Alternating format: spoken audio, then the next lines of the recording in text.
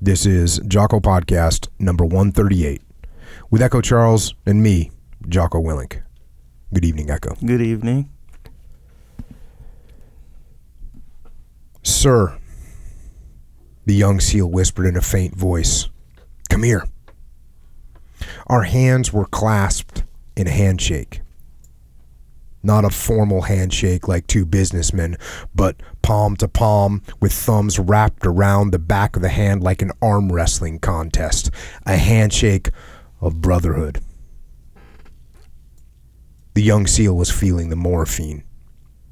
I saw it in his eyes, but he was still there, still conscious and aware. He was everything a young man should be: smart, brave, athletic, funny, loyal, and tough. He had been shot in the leg about a half an hour before. I found out later that Mikey Mansour, a young SEAL machine gunner, had run out into heavy enemy gunfire and dragged this SEAL out of a war-torn street in the Malab district in the city of Ramadi, the violent heart of the insurgency in Iraq. The wounded SEAL now lay on a gurney in Charlie Med, the Camp Ramadi Field Hospital, where U.S. military surgical teams worked furiously to save the lives of gravely wounded troops almost every day. The bullet, a mammoth armor-piercing 7.62 by 54 millimeter round with a steel core, had entered his leg at the lower thigh, ripped apart flesh and bone inside his leg, and exited in his upper thigh close to the groin. It was hard to say if he would keep his leg. From the looks of the wound, my guess was no. He would lose it. The wounded SEAL's grip on my hand tightened, and he pulled me in, drawing me just inches from his face. I could tell he wanted to say something to me, so I turned and put my ear to his next to his mouth. I wasn't sure what to expect. Was he scared or angry or depressed that he might lose his leg? Was he nervous about what might happen next? Was he confused? He took a breath and then whispered, "Sir, let me stay. Let me stay. Please, don't make me go home. I'll do anything. I'll sweep up around the camp. I can heal here. Please, please, please just let me stay with the task unit." There you go. Not scared, not angry, not depressed that he might lose his leg. Only concerned that he might have to leave our task unit. Task Unit Bruiser. Our task unit. Our lives. This SEAL was our first significant casualty. We had had guys catch some frag on previous operations. We had had some very close calls. But this was the first SEAL wounded from Task Unit Bruiser whose life would be forever changed by a grave combat injury. Even if he kept his leg, the damage was so substantial that it didn't seem possible he would ever fully regain the extraordinary athleticism he had displayed previously. And yet this SEAL was only concerned that he would let me down, let the task unit down, let his platoon and his team down. This was a man. This was a true friend, a brother. This was a hero. Young, brave, and without question more concerned for his friends than for his own life. I was moved. I felt tears welling up in my eyes. I fought them back, and I swallowed the lump in my throat. This was no time to break down. I was supposed to be the leader, and he needed me to be strong.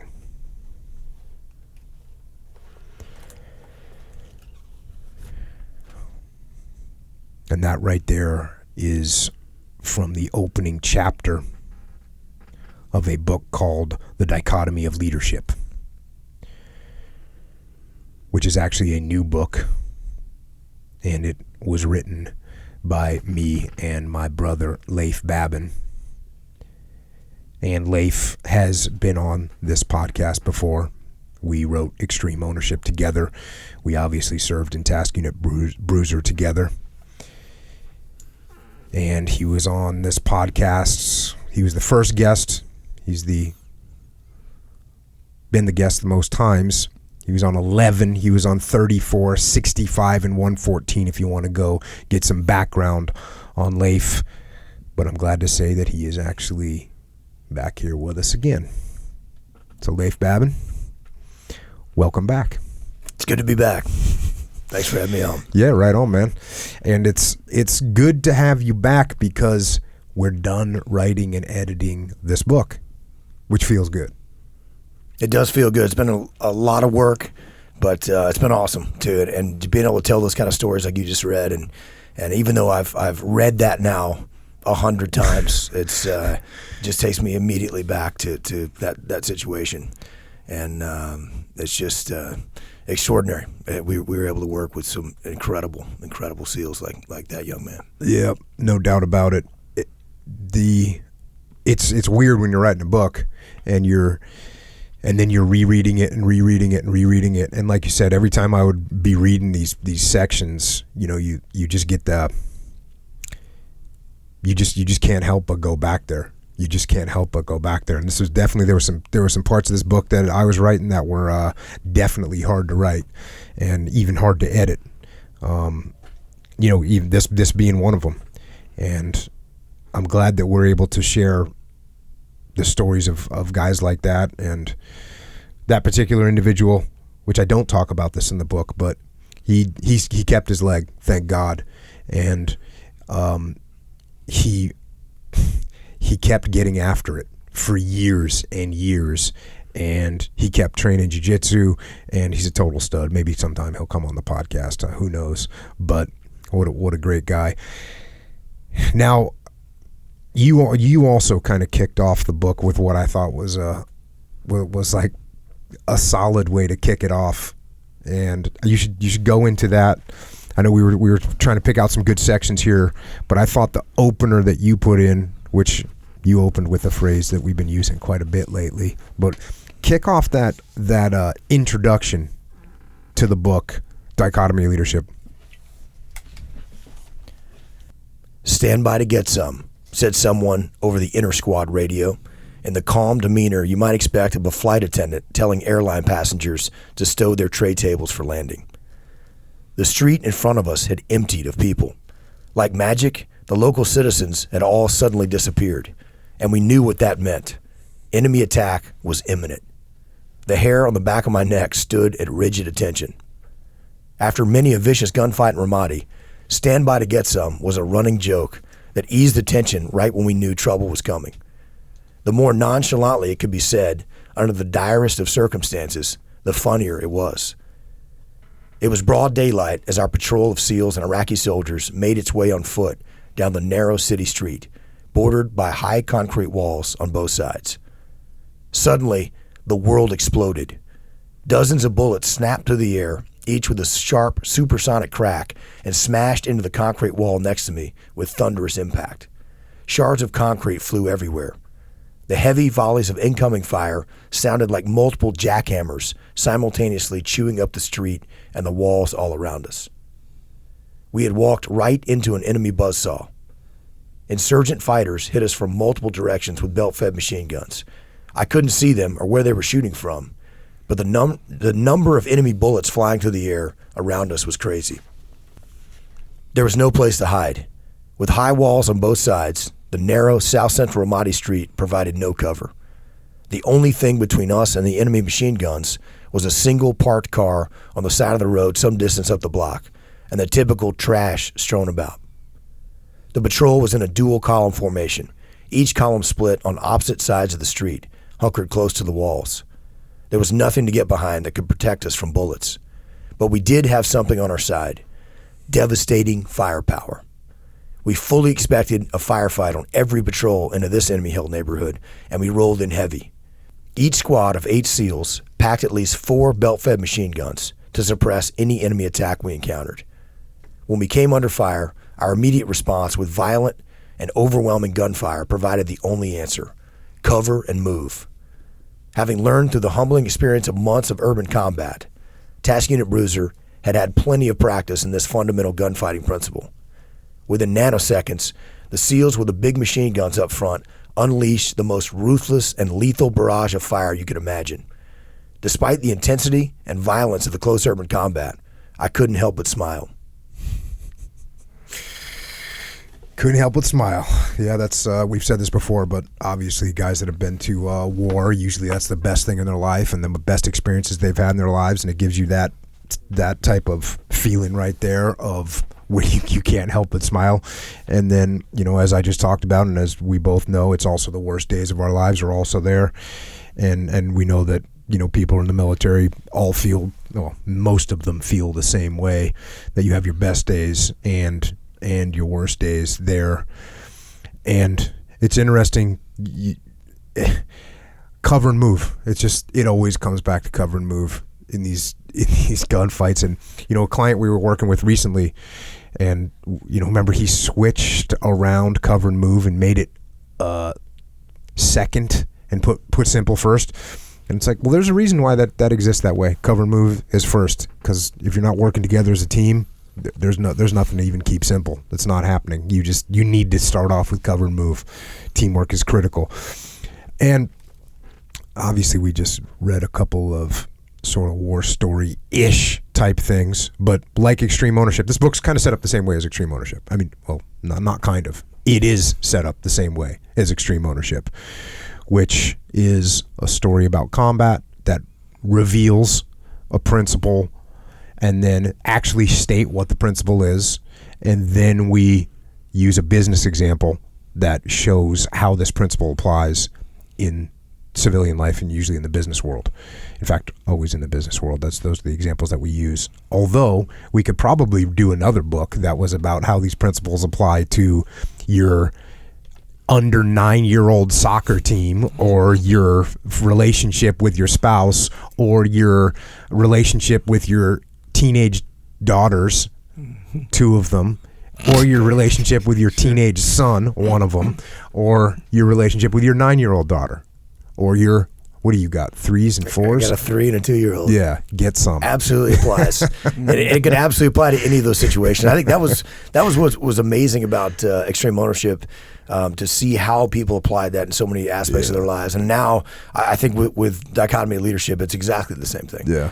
It applies across all aspects of professional and personal lives. Well, it was weird too, because when I got out of the teams, like, I didn't understand the broad application of what we knew. I didn't. I mean, when I started working with civilian companies, then it's like, oh, well, this is your problem. You don't keep things simple enough, or this is your problem. You don't have decentralized command, so you're trying to control all the decisions made. But as soon as we realized, and I realized, it was like, oh, it applies to this company. Well, what about this company? And then, okay, what about this company? And you just realize, okay, and that's when I started just seeing it everywhere. And I think, yeah, exactly right. The Dichotomy of Leadership is the same way, and it. Well, like I said, it's not just a book of war stories. The point of the book is to make people better leaders, is to give them leadership tools, including me, including you. Like, when you write stuff down, you understand it better. And so, part of writing these books is like, okay, how can I capture these lessons for myself? And of course, it's nice that other people can grab them then and look through them.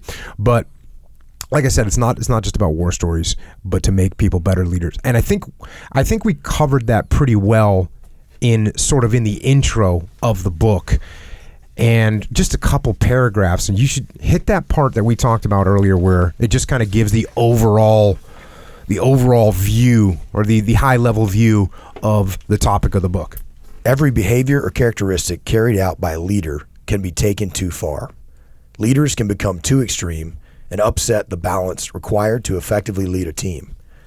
When balance is lost, leadership suffers and the team's performance rapidly declines. Even the fundamental principles of combat leadership and extreme ownership can get out of balance. A leader can cover and move too much and step on the toes of other leaders, departments, or divisions. A plan can be too simple and fail to cover likely contingencies. A team can go too far with prioritize and execute, resulting in target fixation and loss of situational awareness on newly emerging problems and threats. Even decentralized command can be taken too far when too much autonomy is given to subordinate leaders who then don't fully understand strategic goals and how to execute in support of those goals. And this idea continues on with just about everything a leader does. Leaders must be close with their people, but not too close that it becomes a problem. They must hold the line with discipline, but they must not become tyrannical. A leader can even become too extreme with extreme ownership. When a leader takes so much ownership of everything in his or her world that members of the team feel there's nothing left for which they can take ownership. When this happens, team members will execute only at the boss's specific direction without any root ownership or buy-in themselves, resulting in a team far less capable of overcoming obstacles and accomplishing the mission. Therefore, balance in leadership is crucial to victory. You can't say that one enough, and you literally can't say that one enough. I was thinking, so when you have the same word too many times on a page, it's not good writing, right? It's not good to use the same word over and over again. So I remember there was times where we would have the word balance like 9 times in a paragraph, but it's like, hey, there's no real other way to say what we're trying to say. You gotta balance these things, and it's interesting too.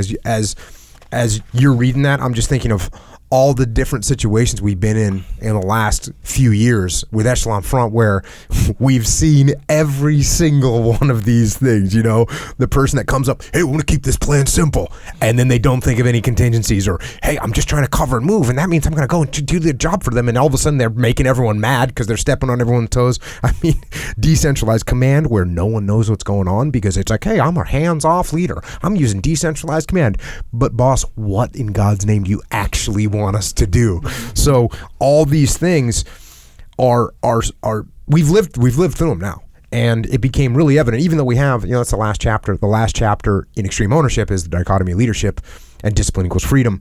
And we put it in there because we knew it was important. But now, after working with more people over the past few years, it's become so obvious that this is like such a critical, the being able to balance. I even use that word 9 times in every paragraph because that's what you have to do if you're a leader. And we talk about this too in the opening of the book, and in the opening of Dichotomy of Leadership, we talk about how one of the problems with the book Extreme Ownership is the title Extreme Ownership, because it made everyone just want to get extreme with everything. I'm going to be super extreme. And so that means, what I'm going to do? I'm going to get extreme. I'm going to own everything. And that was one of the earliest things that I started noticing was people that took so much ownership. So I'm a leader, I'm in charge, and I take so much ownership of everything that everyone below me in the chain of command, there's nothing left for them to own. And all of a sudden they just feel like, hey, they're just along for the ride, and they're just going to do what they're told to do, and all their initiative is gone, and they don't even have, it's not that they don't believe, but they just think, okay, well, we're just going to do what we're told. So it's not their plan. And so they're going to do the best of their ability, but it's not theirs. They don't own it.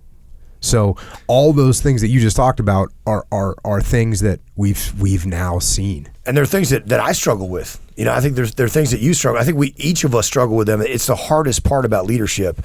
And as we've seen that over and over again, that brief introduction that we gave it in chapter 12 of Extreme Ownership, introduced the concept, but this dives so much deeper into those challenges. And I think that's what I love about this book is it answers the questions that we get most often about how to balance that, because that's the hardest part, and it's so difficult to do. And I remember at our first muster, there was a question about, can extreme ownership go too far? I actually answered the question, well, I think if you're properly understanding what extreme ownership means, no. But you actually answered that as like, yes, absolutely, you can take too much ownership. And I think that's what people take that as, well, I've got to do everything. Like, no, you're responsible for everything. That's what extreme ownership means. But certainly you can absolutely take too much ownership where no one's doing anything. And I think we explain that pretty well in this book. And this book was written just like Extreme Ownership.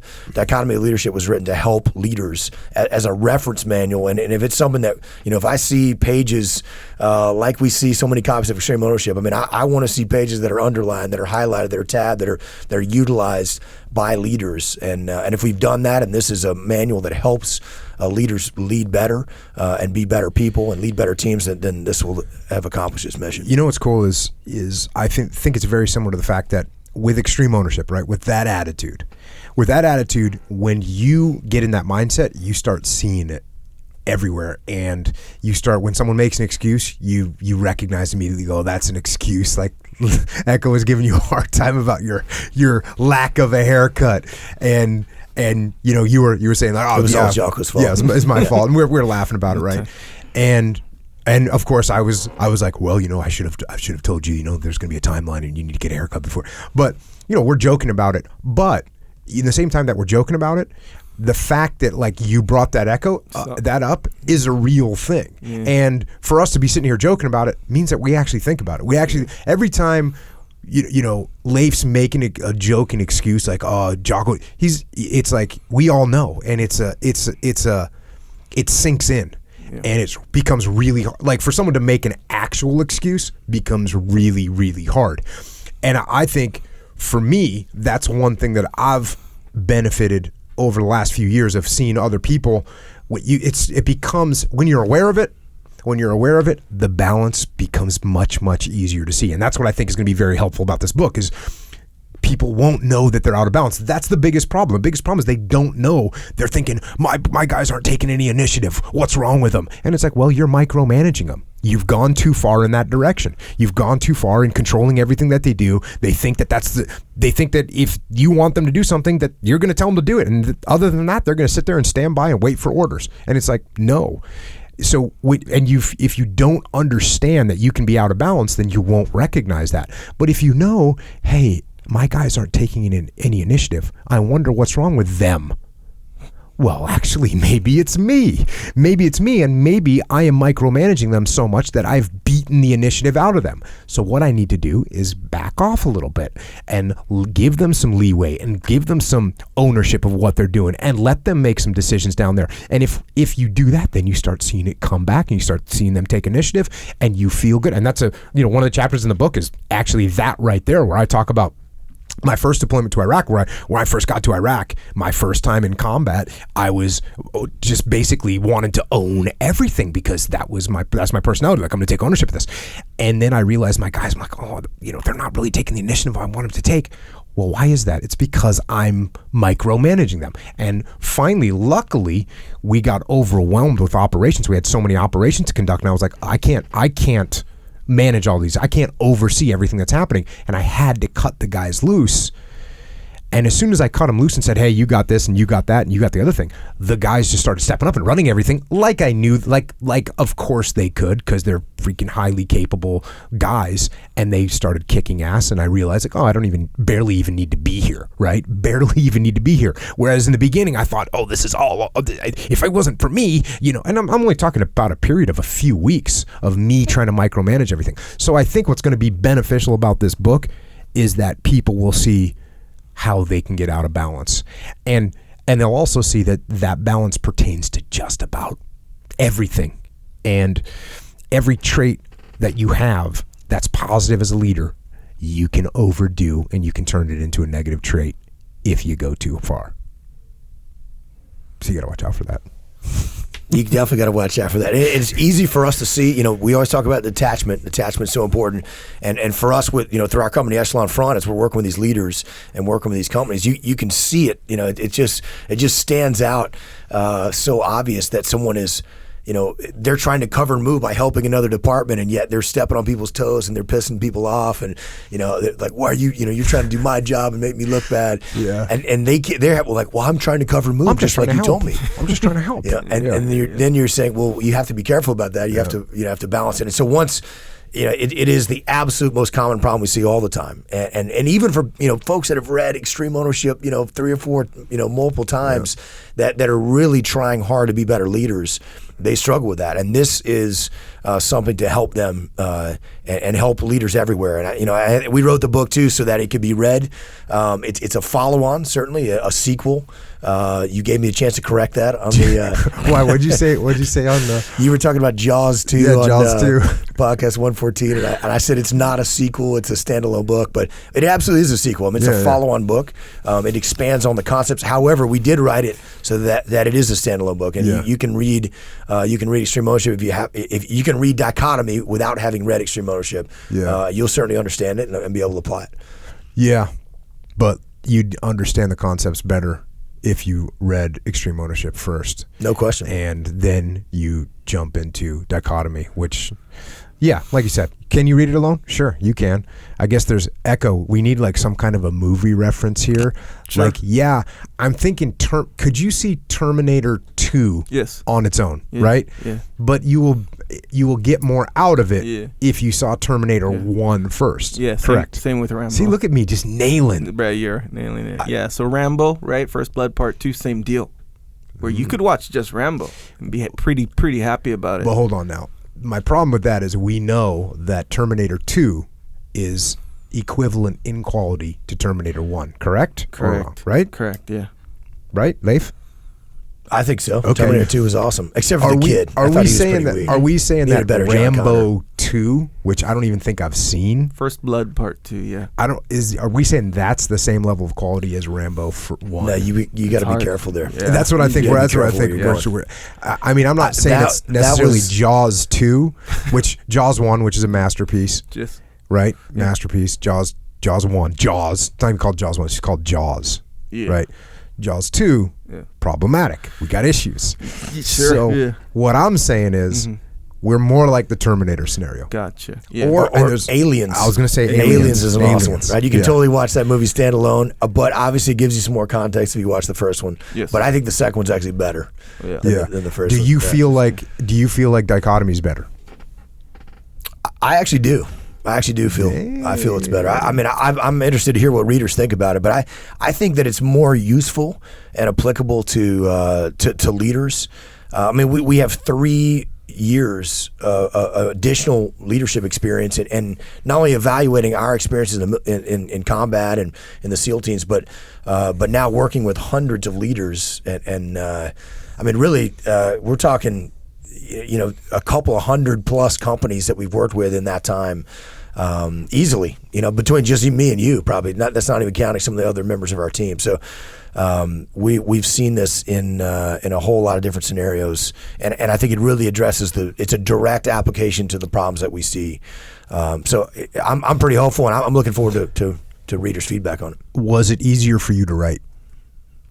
Yes. Yeah, I mean, for me, it definitely was, and I say easier just because we became better writers as we wrote Extreme Ownership. Extreme Ownership, the first version that we did Extreme Ownership was in the third person. And I forget why we even did that. But it was about these 2 guys named Leif and Jocko. I kind of forget. I think it was a recommendation that came to us from the literary agent, the publisher, whatever. Then we finally had to say, we're not doing that. You know that friend of yours that talks about themselves in the third person that you make fun of? Yeah, we're not going to do that. Yeah. So and it's weird because there's the book. There's a couple books I've done on the podcast. Clay Pigeons in St. Lo by Glover Johns, who's the guy that Hackworth wrote about. He wrote the book Clay Pigeons in St. Lo, and it's in the third person about a guy named Major Johns, and it's him. And he writes a thing in the beginning and says, hey, I didn't feel comfortable talking about myself, so I wrote it this way. And it's like, okay. And the only thing I would say that's cool about it is he could kind of give an outside view, but the thing that's not cool about it is he couldn't be, I was thinking this right now, which is kind of what I want to hear. And that's why I normally cover books that are first person, people that actually experience it. But he's a guy that did a couple other people I've done. When you're Glover Johns, though, and you're David Hackworth's Sea Daddy, I think you can you can do what you want, whatever you want to do. Do what you want, for sure. Now, that's another part that's, again, we've in this book, we set it up the same way with combat story, principle, followed by a business example. But one thing that I think, and this is feedback that we both got, that I certainly got, was that because the consequences are so high in combat, it makes the principle very clear. And even though people might know, well, I've never been in combat, but they understand that if we're not working together as a team doing cover and move, we will die. And so when they understand that, they go, oh, okay, now that means if I'm not working with the other department, then we're going to lose money, or we're not going to complete our mission, or we're not going to take market share. Yes. So I think one of the strongest points of Extreme Ownership that we did again is the combat stories to sort of introduce the principles. And plus it's cool to hear cool stories like that. But one of them, I think chapter 3, another one that we pulled out that said it'd be good to sort of cover this one real quick, is you opened up chapter 3 with a little bit of get some, I guess we could say.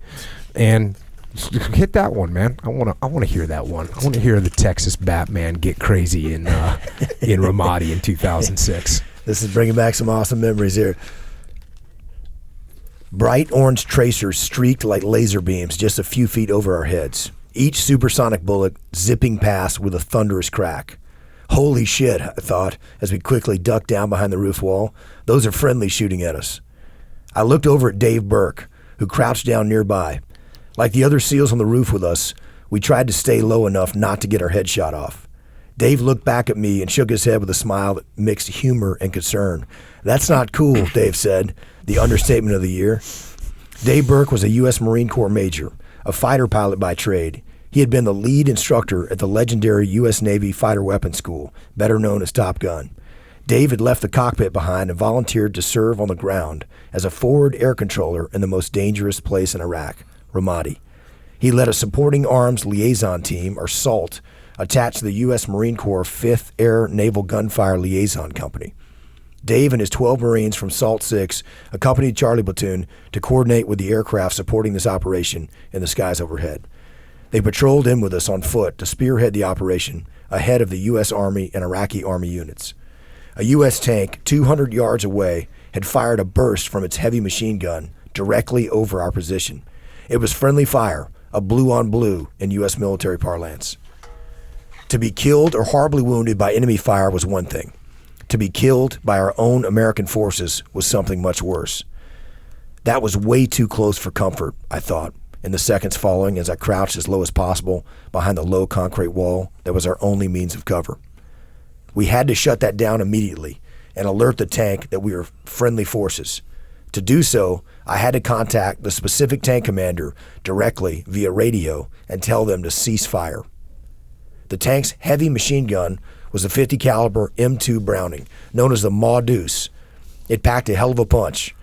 In U.S. military service since 1933, it had proven its deadly effectiveness in every American war since World War I. Each massive round could take a man's head clean off or remove the bulk of his chest cavity. It could also punch right through concrete walls, like the one we were hiding behind. We had just received a fully automatic burst of probably a dozen rounds in a matter of seconds.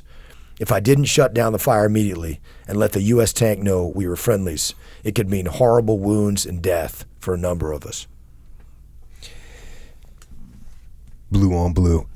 Even in Extreme Ownership, we talked. There's 3 episodes of Blue on Blue potential, or blue, with Chris potentially shooting the American trooper that was in a building, the Bradley getting ready to light up Stoner's guys and also the Blue on Blue that the book starts off with. It's interesting and a reality of war that we talk about Blue on Blue a lot in that urban environment. The other thing I noticed is, I don't mean to accuse you here, in this format, but each massive round could take a man's head clean off. Is that not just jacked from Clint Eastwood right there? Come on, man. That's 44 Magnum. That's Dirty Harry, right? I can neither confirm or deny that. Look at you. Yeah. Look at you. There's did you consult with Echo for part of your writing here?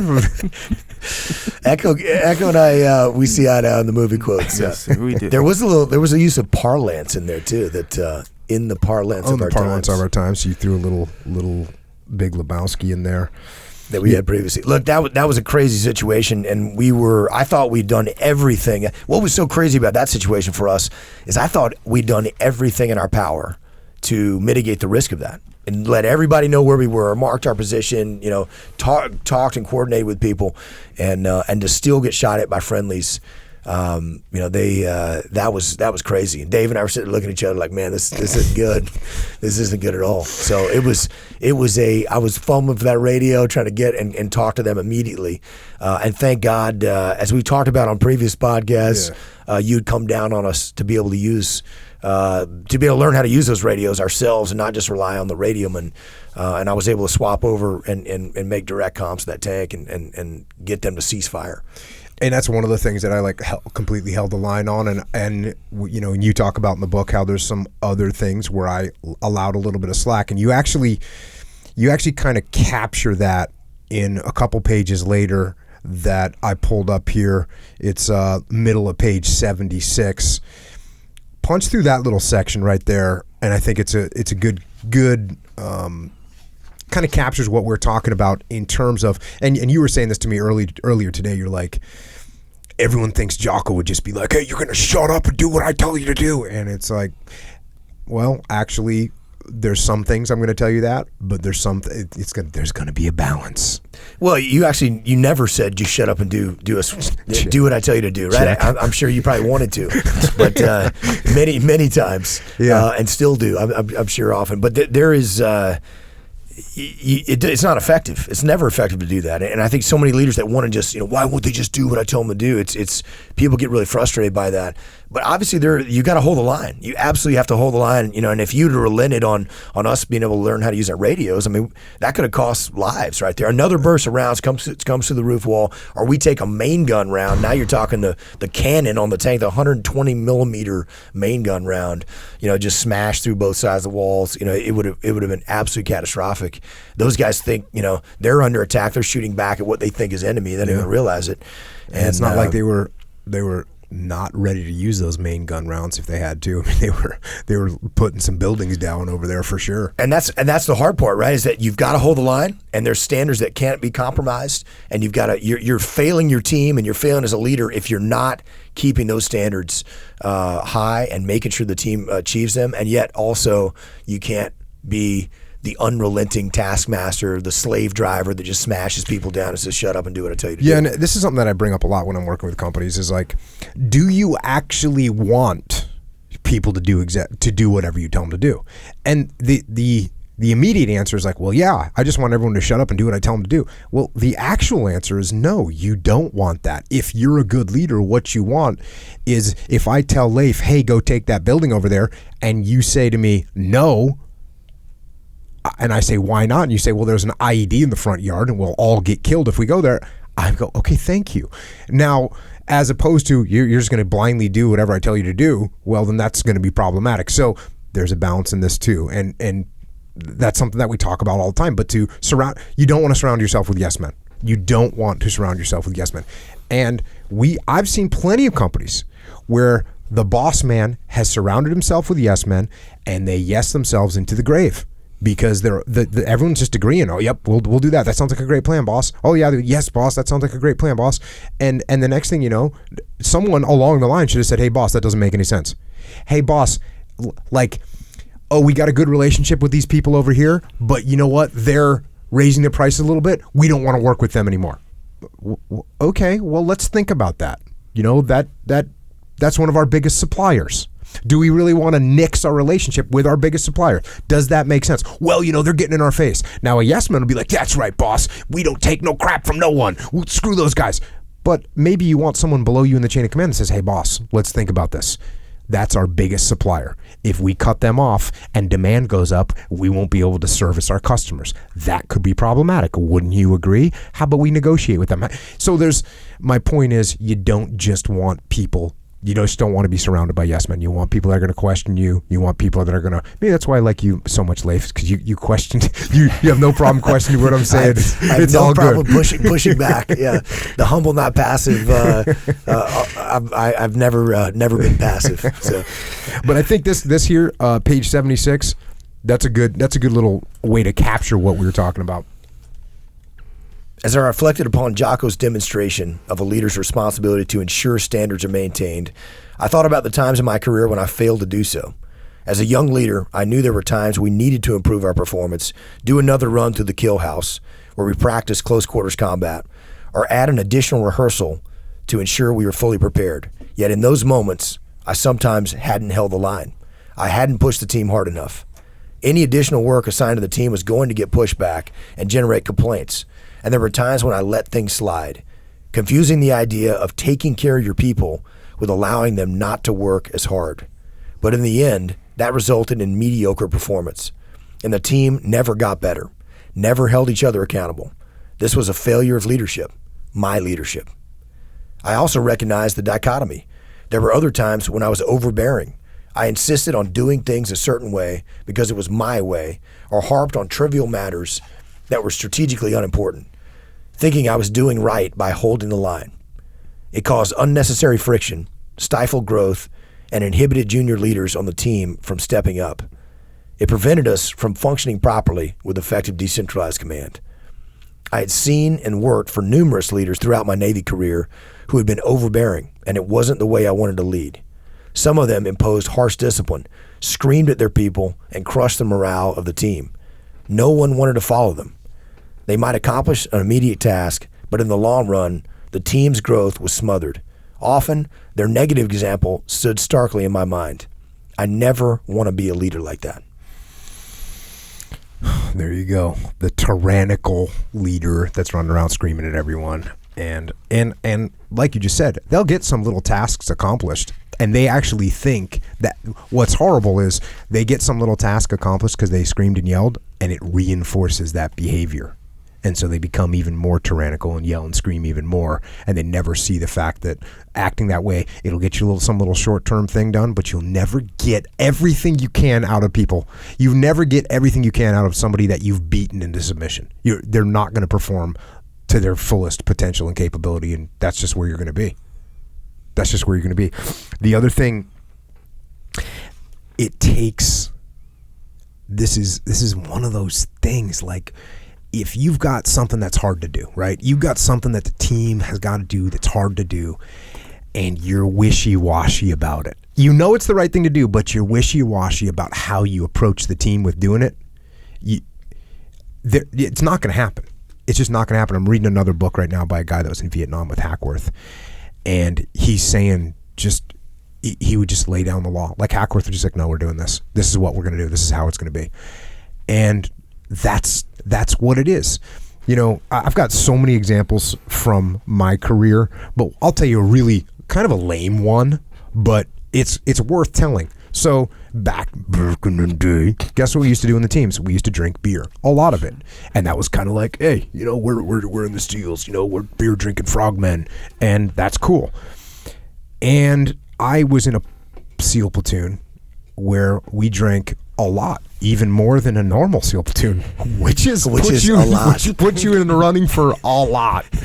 And this is back in the 90s. There's no war going on. And I've said this before, kind of the way that we proved ourselves, because there's a certain level of sacrifice you have to make to prove to your teammates that you're willing to sacrifice. Well, one of the ways that you can sacrifice is you can just drink a lot and prove that you can go all night and go hard and still get up the next day. And so I was in a SEAL platoon where we drank a lot. Just about everyone in the chain of command, except for the commander, the OIC. But everyone else, you know, we drank hard and, you know, we partied and whatever. And we were a shipboard. We were an ARG platoon, so we were deploying on board a ship. And when we were getting ready to deploy on the ship, it was kind of like, oh, well, you know, we'll just because you're not allowed to drink any alcohol on a ship. You're not allowed to have any alcohol. You're not allowed to drink any alcohol. After 90 days at sea, you can get a beer day. They give 45. you 2. Was it 45? Well, back when I was so you get one beer 45 days. So they at gave 90, you got they gave two. us at 2 beers, But I will say they gave us Fosters, so they were big oil cans, right? But you were living large. Yeah, I did two beer days in one deployment. Anyways, you're not allowed. Other than that, you're not allowed to drink. That's the rules. And so I think it wasn't like we openly discussed like how are we going to smuggle beer, or maybe we did a little bit. But our bosses came down and like, yeah, well, there's no drinking on the ship, and we were like, oh, okay, those are the rules. They just came down and put the rules down, like, hey, no drinking on the ship. And I had respect for my officer, my platoon commander at the time, had respect for my platoon chief at the time, and they came down and said, yeah, well, there's no drinking on ship, so don't even think about it. We're like, okay, cool. That's the law came down, and we just got on board. We just got on board with it. Whereas if it would have been, well, you know, a little bit of wishy-washiness, us young E3s, E4s, and E5s, if they would have been remotely wishy-washy, we'd have been like, oh, cool, you guys go drink whatever you want. Just don't let us see it or whatever. And that would have been bad, because eventually, guess what? You put a bunch of SEALs on a ship with booze, and you leave them on there for multiple days at sea, months at sea. Well, they're going to have an incident of some kind. They're going to get in a fight. They're going to throw up somewhere. They're going to, you know, just dumb stuff. It's going to get to the highest level of attention. It's going to be a total disaster. It's going to be a total disaster. So the idea of actually just stepping up and holding the line, and I'll tell you, what I learned as a leader is it's liberating to do that. It's liberating to say, hey, look, here's the rules. And you know, I did this with the fact of when we got back to Ramadi. When we got to Ramadi and they told us we had to work with Iraqi soldiers, and everyone was kind of hemming and hawing about having to work with Iraqi soldiers. And I told you guys, don't even submit a concept of operations without Iraqi soldiers. Don't even submit it, because we're not doing it. And you guys were like, okay. Got it. Yeah.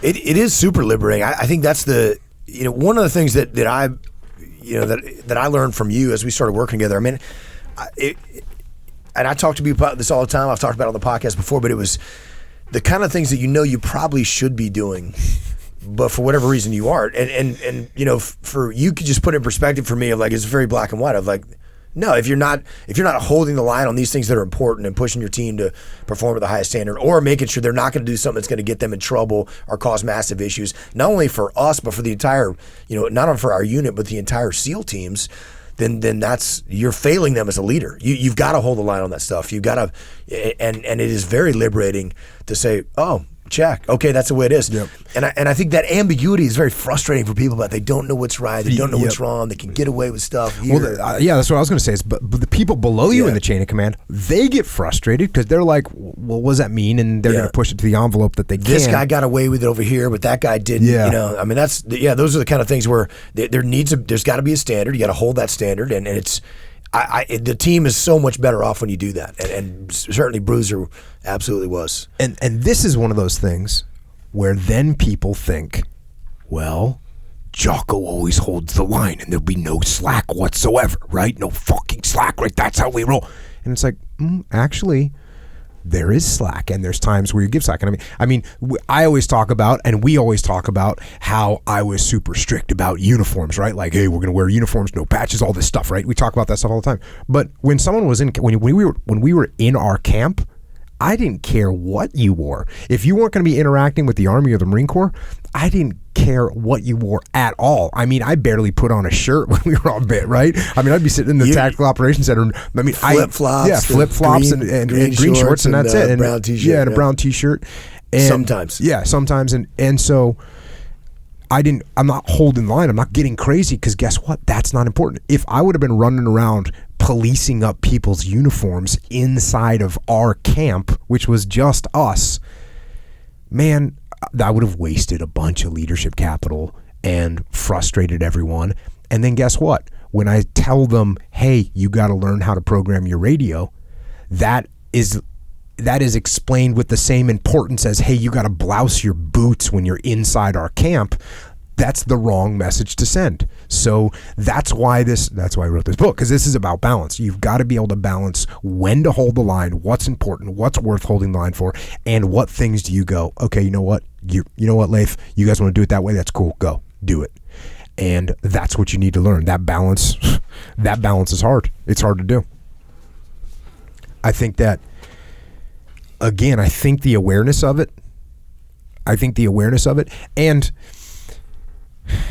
I don't really know when I recognize the awareness of it. I mean, I know like when Flynn puts up the slides of like the Jocko brief from back in the day, I talked about the dichotomy of leadership back then. I'm surprised I even knew what dichotomy meant. Probably looked it up right before the brief. Yeah, I probably looked it up right before the brief and said, what am I talking about? But it's one of those things. I recognized it, I saw it, and I could definitely see it, but now, and just the more we work with companies, even when I was in the teams, the more I was working with a SEAL platoon, you'd see when a guy was like, here's a good example that, you know, when a guy talks too much, when you have a leader that just talks all the time, just doesn't stop, he always has something else, he won't let anyone else get the last word. It's always that guy's, people stop listening to him because he's talking all the time. And it's like, hey, I got a good idea. Well, why don't you be quiet for a little while? And I hated to have to tell that to somebody because they get super self-conscious. But, you know, I've usually phrased it a different way. Like, hey, you should let your guys run a little bit. You know, let them get the last word in. It's going to give them more ownership of what you're doing.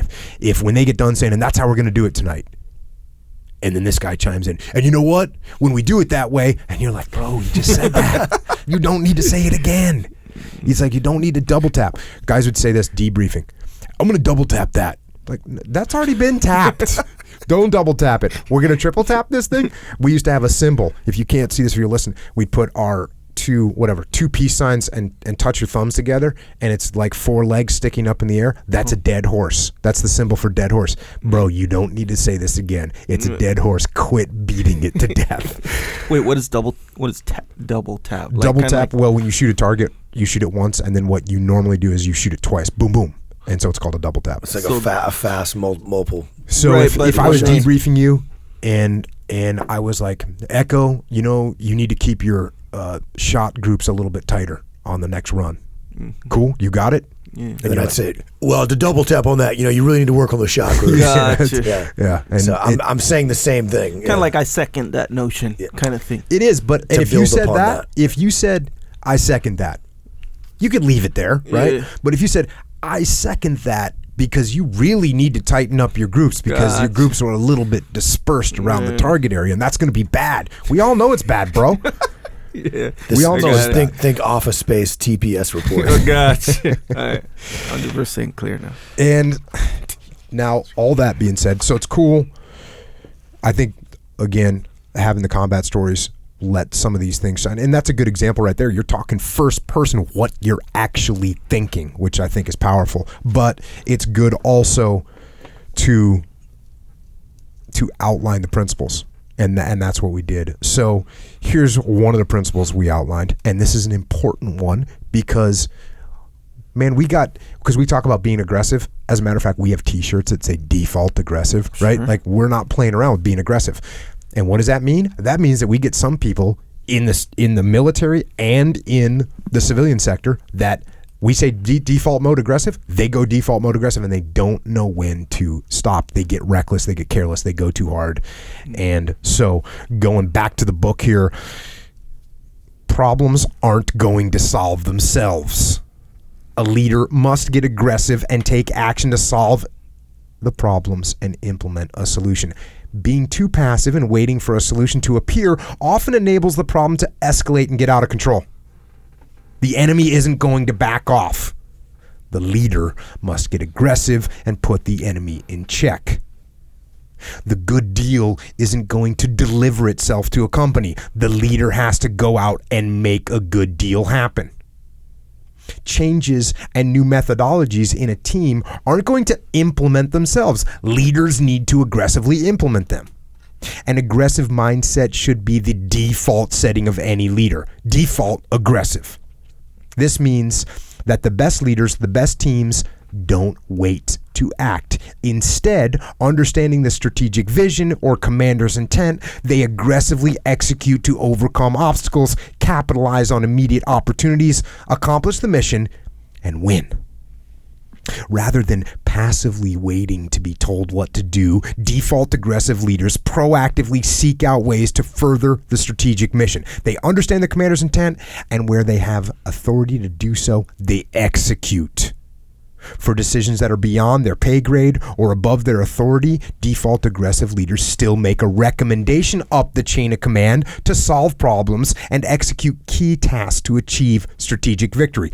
In SEAL platoons and task units, we expect this from leaders at every level, right down to the frontline trooper in charge of just himself and his small piece of the mission.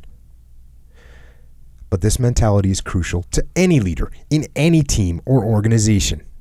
It is just as critical to success in business as on the battlefield. Aggressive means proactive, but it doesn't mean that leaders can get angry, lose their temper, or be aggressive toward their people. A leader must always deal professionally with subordinates on the team, peers, leaders up the chain of command, customers or clients, and personnel in supporting roles outside the immediate team.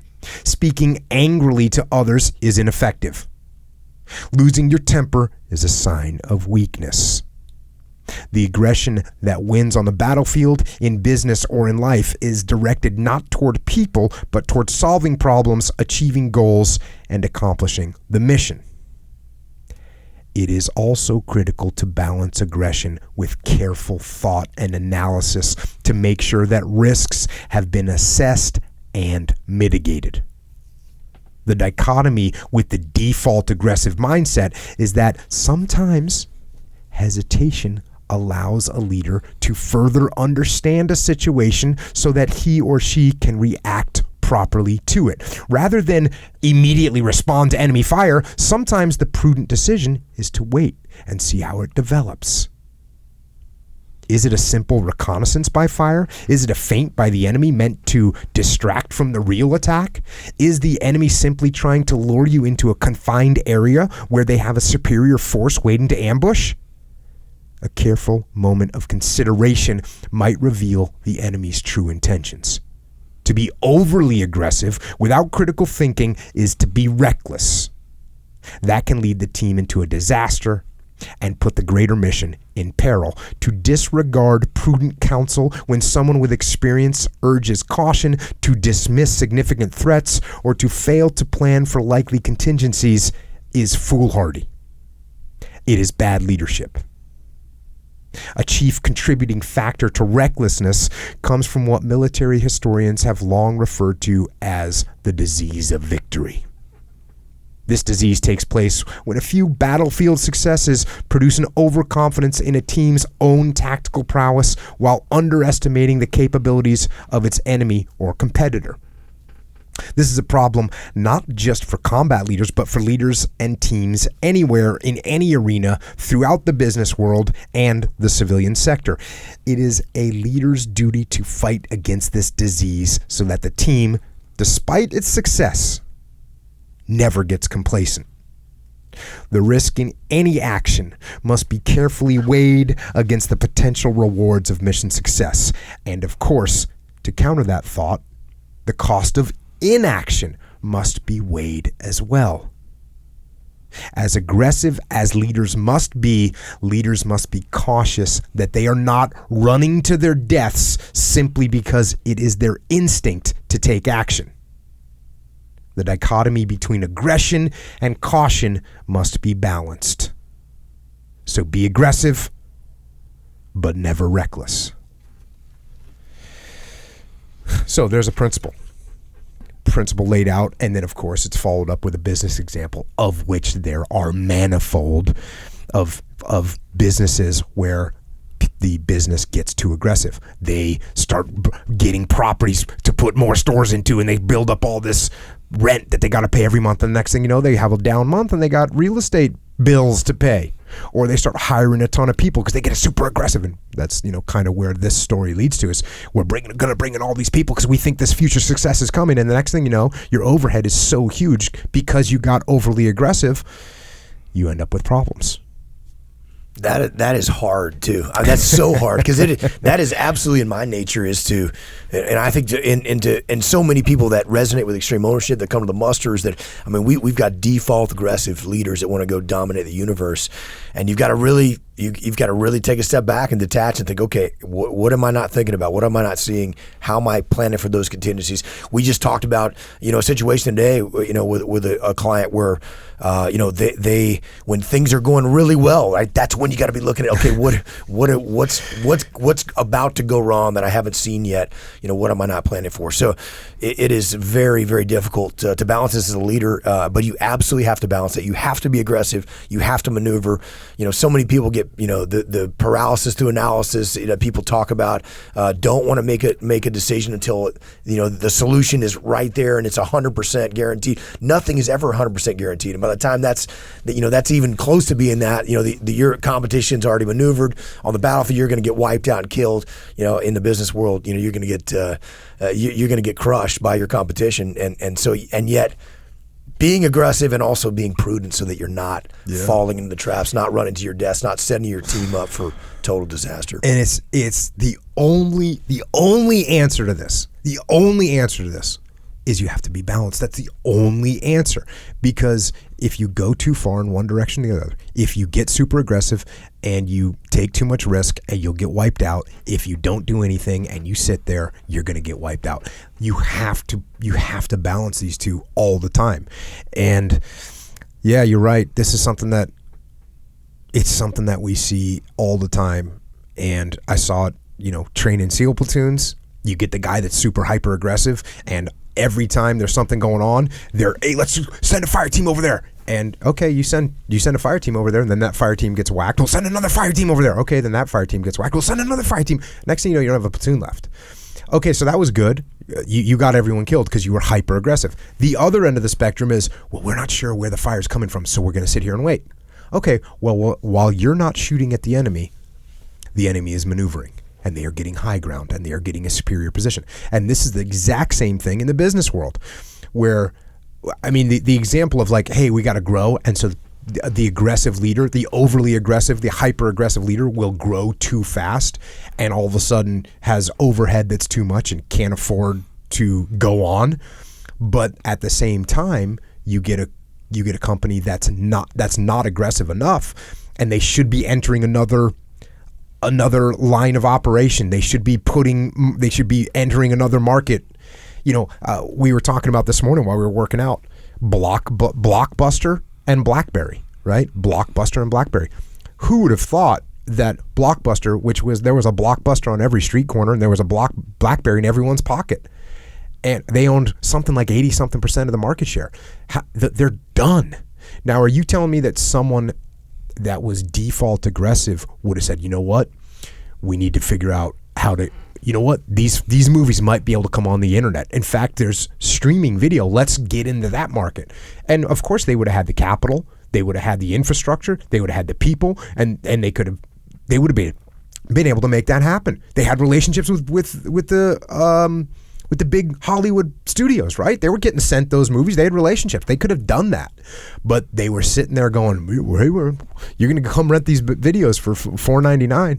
You got to get that VHS tape up in here, right? That's the way it's got to be. And same thing with BlackBerry. They're thinking, well, no one's going to leave us because we got the little thing with the keyboard on it, and we're set. And meanwhile, they're both done. Lack of aggressive, lack of foresight, lack of planning. And for me, it's really just lack of being aggressively looking around. Now we could go the other way, and we could look at companies that put so much capital out there that they run out of money, and they go down too. So what do you have to do? You have to balance. That's what you have to do. One more thing. I think we do one more thing from this book. And it's a short little piece we were talking about earlier, and it kind of relates to what, and I think the reason we were talking about, because it was kind of related in the disease of victory. You had that little chunk. Again, we do the applications to business so people can see really directly how these principles in combat and the principle correlates to the civilian sector. But you had a good one, just a couple paragraphs on 84 about your kind of a stereotypical fired up extreme ownership boss that's going to come in there and make stuff happen. I thought this was a good one. Go. I've read a lot about Patton, the executive vice president said with pride, referring to General George S. Patton Jr., the famous U.S. Army general whose exploits in World War II were legendary. I love that you referenced Patton in your presentation. I want exactly the kind of disciplined organization around here that Patton expected. We need people who carry out orders, not question them. I could tell right away that the executive vice president had no previous military experience. He clearly misunderstood how effective leaders in the military led their teams. It was not through rigid authoritarianism. Do this because I said so, or you'll be punished. Sure, there were those in the military who tried to lead like that, but it was never effective. So there you go. And I know you and I both and the rest of the team has dealt with guys that they have that vision of this military leadership, and usually it's guys that weren't in the military. And I like to draw a line, and maybe I'm right, maybe I'm wrong about this. I think, and from what I know from military history, when you go back to conscripts, when you get to the conscripts, those guys are beaten until they are doing what they're told to do. I mean, we've covered some great examples of that on this podcast of situations where it's like, oh, you know what? You know how we're going to lead? We're going to lead through tyranny, and we're going to lead through punishment, and we're going to lead through rigid discipline, which obviously everyone knows I'm a fan of discipline, but when you're leading guys and the reason that they're following your orders is because they fear being beaten or fear being shot by you, punished by you. If that's why they're, again, it's the same situation where if that's why they're doing it, you're never going to get the true optimal work and effort out of those people, ever. And even from history, I mean, if you read Alexander the Great, right, or Julius Caesar, who was a great example. I mean, they had conscripts, but his men loved him and admired him and held him in tremendous regard because he rewarded them, he gave them credit, he explained why. I mean, he was a guy who was always put himself at the forefront of where the fighting was, and much more so than just a political leader like many of the Roman leaders. So just a phenomenal leader on the battlefield, and so even then, the most effective leaders are always going to try to get the team on board with the mission, help them understand why they're doing it, put a greater purpose in their mind. And I think so often, as you said before, a leader like that. This was an aggressive leader, great person who wanted to dominate the universe and make things happen, loved extreme ownership, and yet is struggling to see that because they think they're leading like you would lead. They look at a picture of Jocko and like, this is what Jocko would do, is just crush everyone and tell them to do it because I said. And as you've explained, it doesn't work. It doesn't work that way. It's never effective. And that's why I'm proud of this book, and I think it can be so useful to leaders to see you can't do that. And if you do that, you're not ever going to be as successful as you could be if you actually get the team on board, explain why to them, and tie that to the bigger purpose of what you're trying to accomplish in the world. Yeah, I think that's all true. I think the book will be helpful to people. Dichotomy Leadership, it's coming out September 25th. If you want to get some, you can get some of that. We got some Q&A. We got some questions to discuss here. I'll just jump right into it. Number one, speaking of that, this is flowing together quite nicely. Question number one, what are things to look for when you're debating whether to raise your voice or yell due to those under you being lazy or unmotivated? Y'all talk a lot about the importance of self-control and not just losing it. But would you say there's a time and place for raising the intensity while still being respectful towards your guys? So there you go. Yelling and screaming. Get some. Sometimes you got to just drop the hammer. Jocko yelled and screamed at us all the time. Like I've talked about on this, I think on the podcast, we certainly talk about it all the time. I mean, the number of times that Jocko screamed and yelled at me, zero times in all the years that we worked together. And I know I gave him at least dozens, maybe hundreds of opportunities to want to probably done that.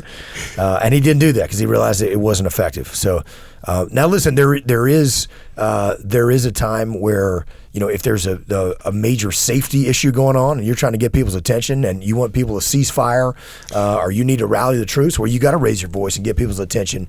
And I think you can't be afraid to do that as a leader. There are certainly times where I'd say, hey, Leif, get those Humvees lined up over there, or stuff like that. I mean, for sure.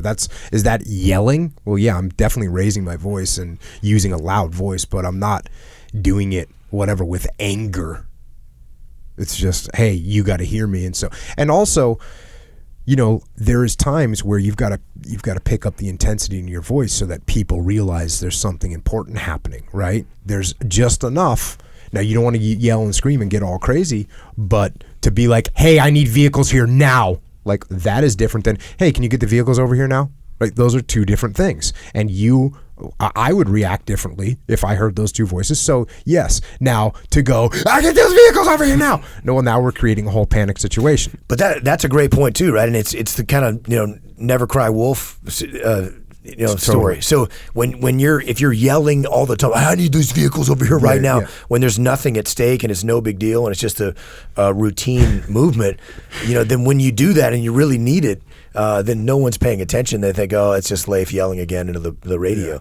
So I think that's another reason why I actually have seen Jocko raise his voice on one occasion. Yeah. And when there was a serious issue that needed to be addressed, and you needed to get the person's attention to show just how serious of a situation it was, and it got everybody's attention. Yeah. It got everybody's attention right away, because you never did that. And when you did do it was like, oh man. Yeah. I was always tell that to leaders, like being on the radio, and this goes for being in a meeting, right? If you go to a meeting, if you're in charge of a meeting and you talk the whole time and then you have something important to say at the end, well, that's great, but it's not as impactful as when you say very few things during the meeting and then at the end you say, hey guys, listen up.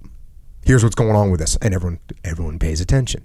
So I've said this before, the less you talk, the more people listen, and that goes true here. The more you yell, the less people listen. And it takes away the opportunity. If you ever do have to yell, it's going to have zero impact. So my blanket statement is you should hardly ever have to raise your voice, and it should just barely ever happen. Next question. It's a long one. Can you explain more how you managed working with the local Iraqi troops? General Mattis, who I hold in the highest esteem, said something to the effect that if you are doing anything that negatively impacts relations with allied forces, you are of more use to the enemy than you are to your team. This makes it quite obvious that he believes that full cooperation with allied forces is key to attaining victory. It is a well-established fact that most of the Iraqi forces were incompetent to the point of posing danger to U.S. troops. So what steps did you take to ensure success when working with them? Well, obviously, relations with your allies are critical. I mean, it's cover and move, right? You got to work together as a team, and if you're working against each other, that's absolutely catastrophic. I think for us with Iraqi troops, again, we talked about how that was liberating, right? For the big pushback was always like, we want to do just SEAL unilateral operations. We call it just SEALs or just Americans, just like NATO ally forces, and not work with Iraqi troops. And when you said that right away, Tasking and Bruce, listen, don't even put up a concept of operations brief, a CONOPS we call it, which is the approval for the plan that doesn't have Iraqi troops on it. Okay, got it. We're going to have to figure out a way to make that happen. So the line was drawn. We knew we had to do that. And we knew it was also important. I mean, because you explained that. We talked about it. We thought through that. But obviously we had to take some steps to mitigate that. So I think there were, again, this is the dichotomy. You got to be balanced. I saw units who thought, and we gave some examples, even extreme ownership, certainly. And we talk about regularly about where you see a unit that would take 2 or 4 Americans and a bunch of Iraqis and try to go into a really bad area. You're like, man, you're not going to be able to count on those Iraqis in the middle of a gunfight when they're overwhelmed. You better have enough Americans there to have your back. So they were asking too much of the Iraqis. And then there were other units that didn't want to have any Iraqis with them, didn't want to have any relationships with them. And I had some stern talking to some of my guys who weren't treating Iraqi soldiers with respect. I threatened one of my guys he was going to have to go sleep in the Iraqi soldiers' barracks if he didn't go shake their hand. I think he was, knowing that particular individual who's a great guy, Yeah. I think that was the last threat you had to make to him to make him submit to doing He that. didn't think I was serious at first. I was like, I'm totally serious. You better fix this. So it And you was, know what? Props to SF guys, MIT teams that go out there and they live, they eat. Even having Dakota Meyer on here, he did 2 meals a day out of 3 with his Afghan soldiers. That's awesome. And you know what I liked about this question was the way that it relates to the civilian sector. Because you know what I talk about a lot? A lot of times I talk about how my relationship with my boss, regardless of who my boss was, regardless if my boss was great or my boss was horrible, my relationship was always the same. I was going to build a relationship where they trusted me. They gave me what I needed to do my job, and then they let me do my job. That's the relationship I always had with all my bosses, right? But that same methodology and concept can absolutely be applied to other organizations that you're supposed to work with. So whether it's the Army, whether it's the Marine Corps, whether it's the Iraqi soldiers, whether it's the MPs, whether it's the Intel people, the Intel organization that you're working with, no matter what the organization, you can build a relationship. Again, might you love that organization? No, you might not. And where I see this all the time, we see it all the time now, is with businesses. Because guess what? There's no business that's standalone, or I should say there's very few that are completely vertically integrated businesses. I mean, like at Origin, right? We're pretty vertically integrated, but guess what? We don't grow the cotton. Like, we don't do that. We don't grow cotton. But guess what? We have a good relationship with the people that grow cotton. We have a good relationship with the people that dye the cotton. So we build those relationships with those other people. Now, I work with businesses where there's a supplier that they don't like. So guess what? They form a hostile relationship with this whole company, What good does that do them? It doesn't do them any good at all. What it means is they have no personal relationships. They form that antagonistic relationship with a whole nother organization, and it's almost impossible to overcome. So now this is something where if you don't explain that culture throughout your team, they're going to treat that other team horribly. And so if you're waiting on supplies, if you're on a construction site and you're waiting for materials to be delivered and you don't have a good relationship with the people that deliver the drywall, and now the drywall's running late for whatever reason, and you fly off the handle or whatever, you're not going to get that drywall any earlier. It's not happening. Have you ever, when I call customer service, right? Customer service. I learned this when I was working for the Admiral, working for the Admiral's Aid. I'd call up, we traveled a lot, and I'd have to call up whatever, Delta or American or whoever, and I'd be trying to get whatever, seats on an aircraft or something, or a flight that was full, whatever. Get him an upgrade, whatever. And I'd say, "Hey, how you doing?" That's always I always start off with the because they're going, "American Airline, how can I help you?" And they're mad, right? They're just mad to start with. How dare you call me? Out of the gate, they're mad. Whatever, airline, whatever car rental service, whatever restaurant. Like, people are just mad. They don't care. They're mad. They don't know who you are. Well, they've just talked to probably, the last 25 people who've screamed and yelled at them. And it's awful. So, you call them and say, "Hey, how's it going?" And, I had little micro jokes that I would make with the airlines that I used with all of them all the time. But one of them was, they'd say, "Well, do you need to sit next to your boss?" And I'd say, "You know what? I'd honestly appreciate it if you put me as far away from it." And they'd laugh, and then they'd try and hook me up, even though my boss was a great guy and I'd sit with him all day. But it was a funny thing, and it humanized me with them. They thought I was some poor, sorry bastard that had to travel with his boss, and then they were trying to take care of me. It was like awesome. So I would get the hookups. I remember one time I went up and I had a conversation on the phone with someone. And then, of course, this is different because it was live, but I had a conversation. They're like, "No, can't get you on that flight." And then I went up to the counter, and I was like, "Hey, how you doing? I'm trying to get me and my boss and it's on this flight, and we're trying to get there." And he's like, this girl's like, "Well, do you need to go today?" I'm like, "Well, look, if we don't get there, here's the deal. If you can just get my boss on, that's great. If neither one of us get on this flight, it's been nice knowing you, because I'm screwed." And she just started laughing and again humanized it. And then it's like all of a sudden she's like, "Oh, guess what? We're gonna bump some of these or whatever." And she's making room, and we're on the flight. So don't develop this antagonistic relationship with another organization, with Iraqi soldiers. Like, is it great working with Iraqi soldiers? No, it sucks. It's hard. But guess what? That's what we have to do. And I'll tell you something else. Strategically, the Iraqi soldiers that are descendants of the guys that we train, I mean, maybe not, I'm saying training or training descendants, right? The guys that we trained guys who just went and fought back and got Ramadi back from ISIS and got Mosul back from ISIS. Those are the guys that went in there and did the bulk of the fighting. Did they get supported by Americans? Yes. Did Americans do a kick-ass job of doing massive fire support? Yes. But the guys that were moving from street to street, those were majority Iraqi soldiers. Did they have special ops guys with them? Yes. But it was a majority of the people that were moving through the streets were Iraqi soldiers. And there's no way possible that wouldn't have happened if American coalition forces over the last, whatever it was, 10 years, 12 years, would have taken those guys and made them work and done the type of partner missions that we did with them. So it was, and when I say we, I'm not talking about us, the SEAL teams. I'm talking about everyone. Everyone made this concerted effort, and it ended up being a great call, because when those guys went out to finally have to fight to take these cities back, they were able to do it, not totally by themselves, but they were able to do it. They did it, and that's a vast improvement. If we would have sent the Iraqi troops as they were when we were in Ramadi into Mosul, they would have gotten decimated. So it's a credit to the U.S. military. It's a credit to the Iraqi military that they have now gotten up to speed where they can push forward. And it's a credit to the U.S. military and other coalition forces that worked with them to get them up to speed. And what that all boils back to is forming relationships with the people that you are dependent on. Not just the people, but the organizations. That's all I'm saying. Yeah, I think we learned the lesson. Let's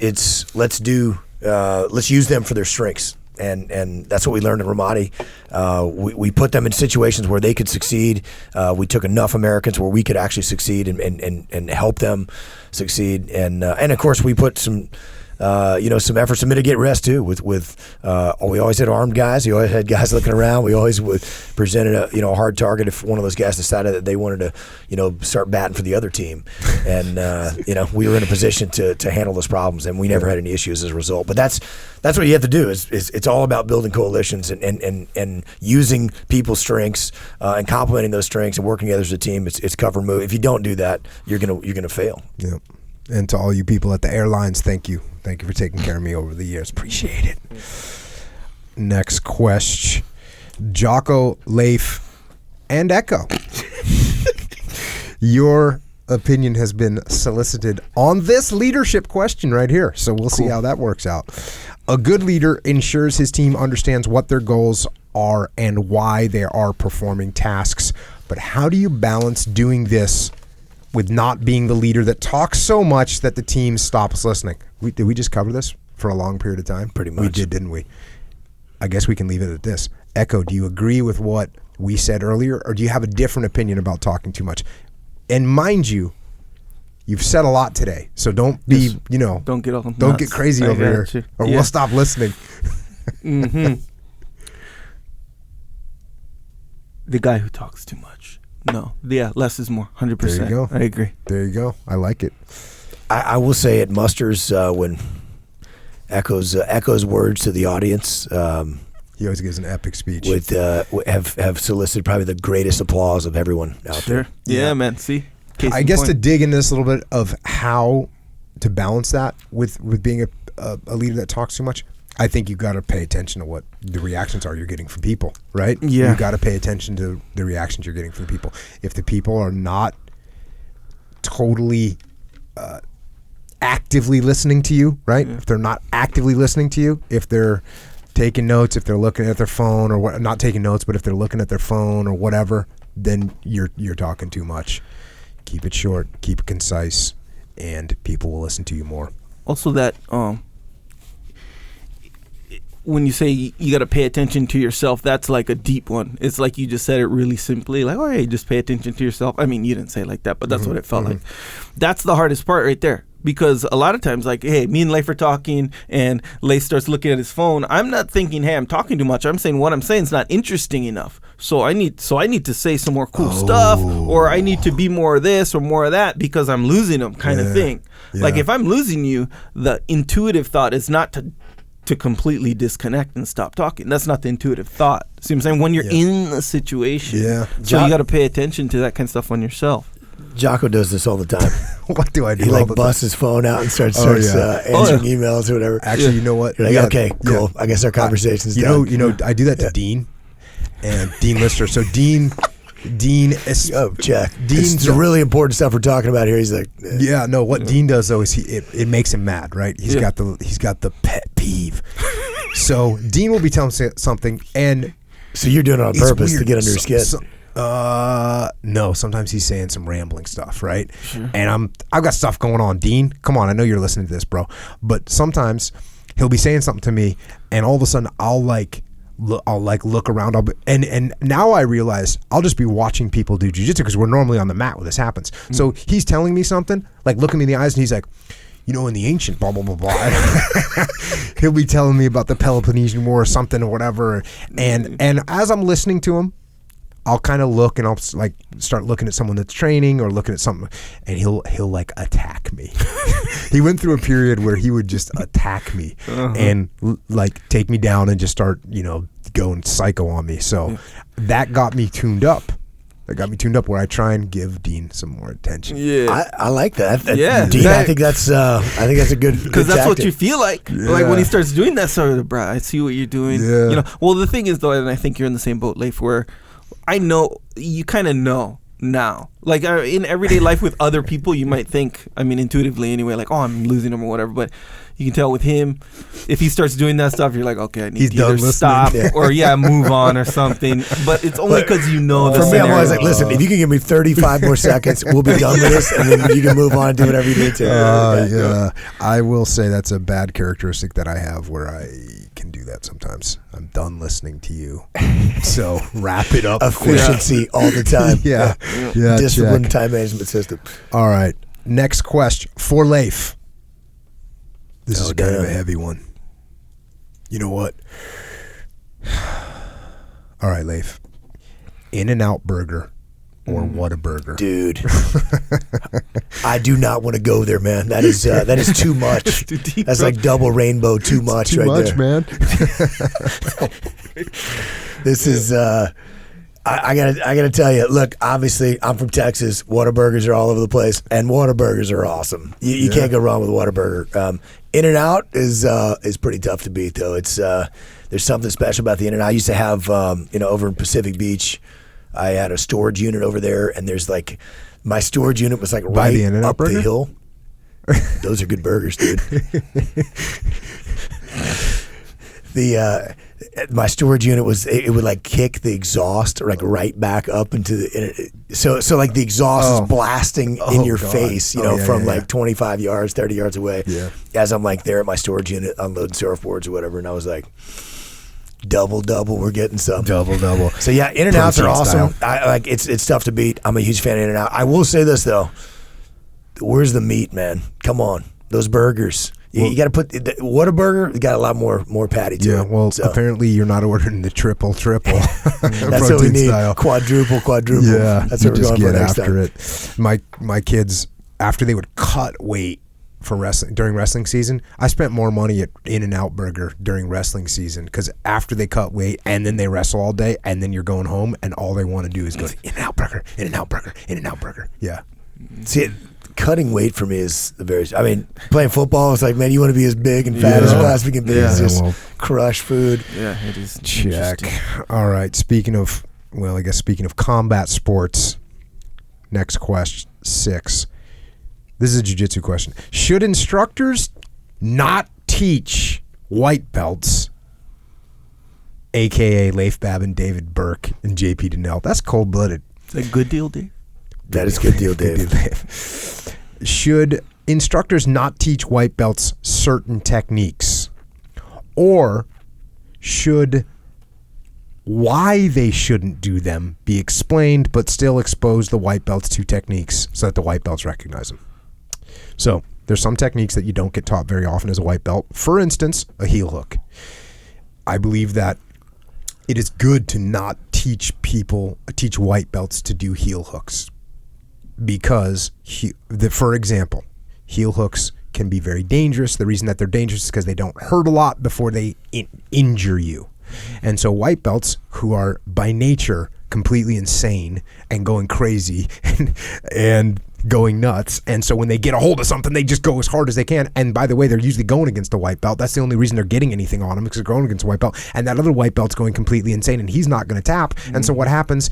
You get the triple Lindy, right? ACL, MCL, PCL tear. Game over. This guy's never trained in Jiu Jitsu again, or this guy's not trained in Jiu Jitsu for 2 years or whatever. So is it smart to not teach them? Yes, it is. However, dichotomy, balance, should you just never show them what they are? No, you should explain to them, hey, this is what the move is. This is why we don't teach them. The other thing this is why we don't teach them, because you can get hurt, and when you get a little bit more advanced and you learn to relax a little bit more, we'll teach you some of these techniques that are slightly more dangerous. Dean always freaks out because saying that a heel hook is more dangerous than a Kimura. I mean, if you ask me whether I wanted to have somebody just go berserk on a Kimura on me or a heel hook, I'd probably pick the heel hook, right? Because then you still have shoulder mobility. Whereas Kimura, that's just, if someone goes nuts on a Kimura and just rips your shoulder apart, what would you rather have? The heel hook for sure. Yeah, I'm thinking it's heel hook all day long. Yeah. So, but for some reason, it's kind of a rough choice there. That is a rough choice. That is a rough choice. That's not a choice you want to be making, because either one of them's not good. But I think you can do a better job of replacing the knee and getting the knee squared away than you can the shoulder. The shoulder's tough. But for some reason, the Kimura is everyone. You're learning Kimura day 1, right? Yeah. Day 3, you're learning Kimura. Yeah. And you could definitely trash someone's shoulder. Yeah. But it hurts. It does hurt, and that's beneficial. Yeah, and the shoulder's gonna have way more flexibility than your knee twisting joint. That's not. You can't be like, hey, unless you get some double jointed person. Yeah, your knee's a bone. Exactly right. Shoulder. You got guys who can do shoulder. There's varying levels of shoulder flexibility, and then that also goes for the pain tolerance as well. Knee is way less. From a white belt perspective, though, there's so much to learn. I mean, and the more I train, the more I realize how little I actually know and how much more there is. That, I mean, why I'd rather focus on on the more foundational aspects of the game, and until I can get those a little bit better. I think that makes a lot of sense to me. I think you might be the bull white belt right now of the world. So in the Navy, the ensign, which is the lowest ranking ensign at a ship or a SEAL team, he gets called the bull ensign, which means he's been the junior guy for the longest amount of time. Yeah. And you've been training jiu-jitsu for quite some. You started training with me in 2005, right? Yeah. Didn't you train before me with Fabio? I trained a few times, yeah. Oh, okay. Yeah. So you've been training since 03, 04? It's been a long time. Bro, but most of that time, 14 years. Most of that 14 years, I would say I've been seriously training for, probably like back at it, pretty consistently, multiple times a week for a year and a half. Okay, so you're in the zone. You're in the zone. You'll be getting that blue belt at some point. Todd White down in Texas, gonna crack it out. Possibly. I don't know. Maybe you're not ready though. Maybe Todd White. Todd White's holding. I'm definitely not ready. He's looking at you going, "No, you got nothing. You got nothing." Check. So yeah, that's I think the deal. Same thing. The other problem with teaching a person, for instance, heel hooks, is then they think that that's the solution to the guard, and it's not the solution to the guard. It's a solution to the guard.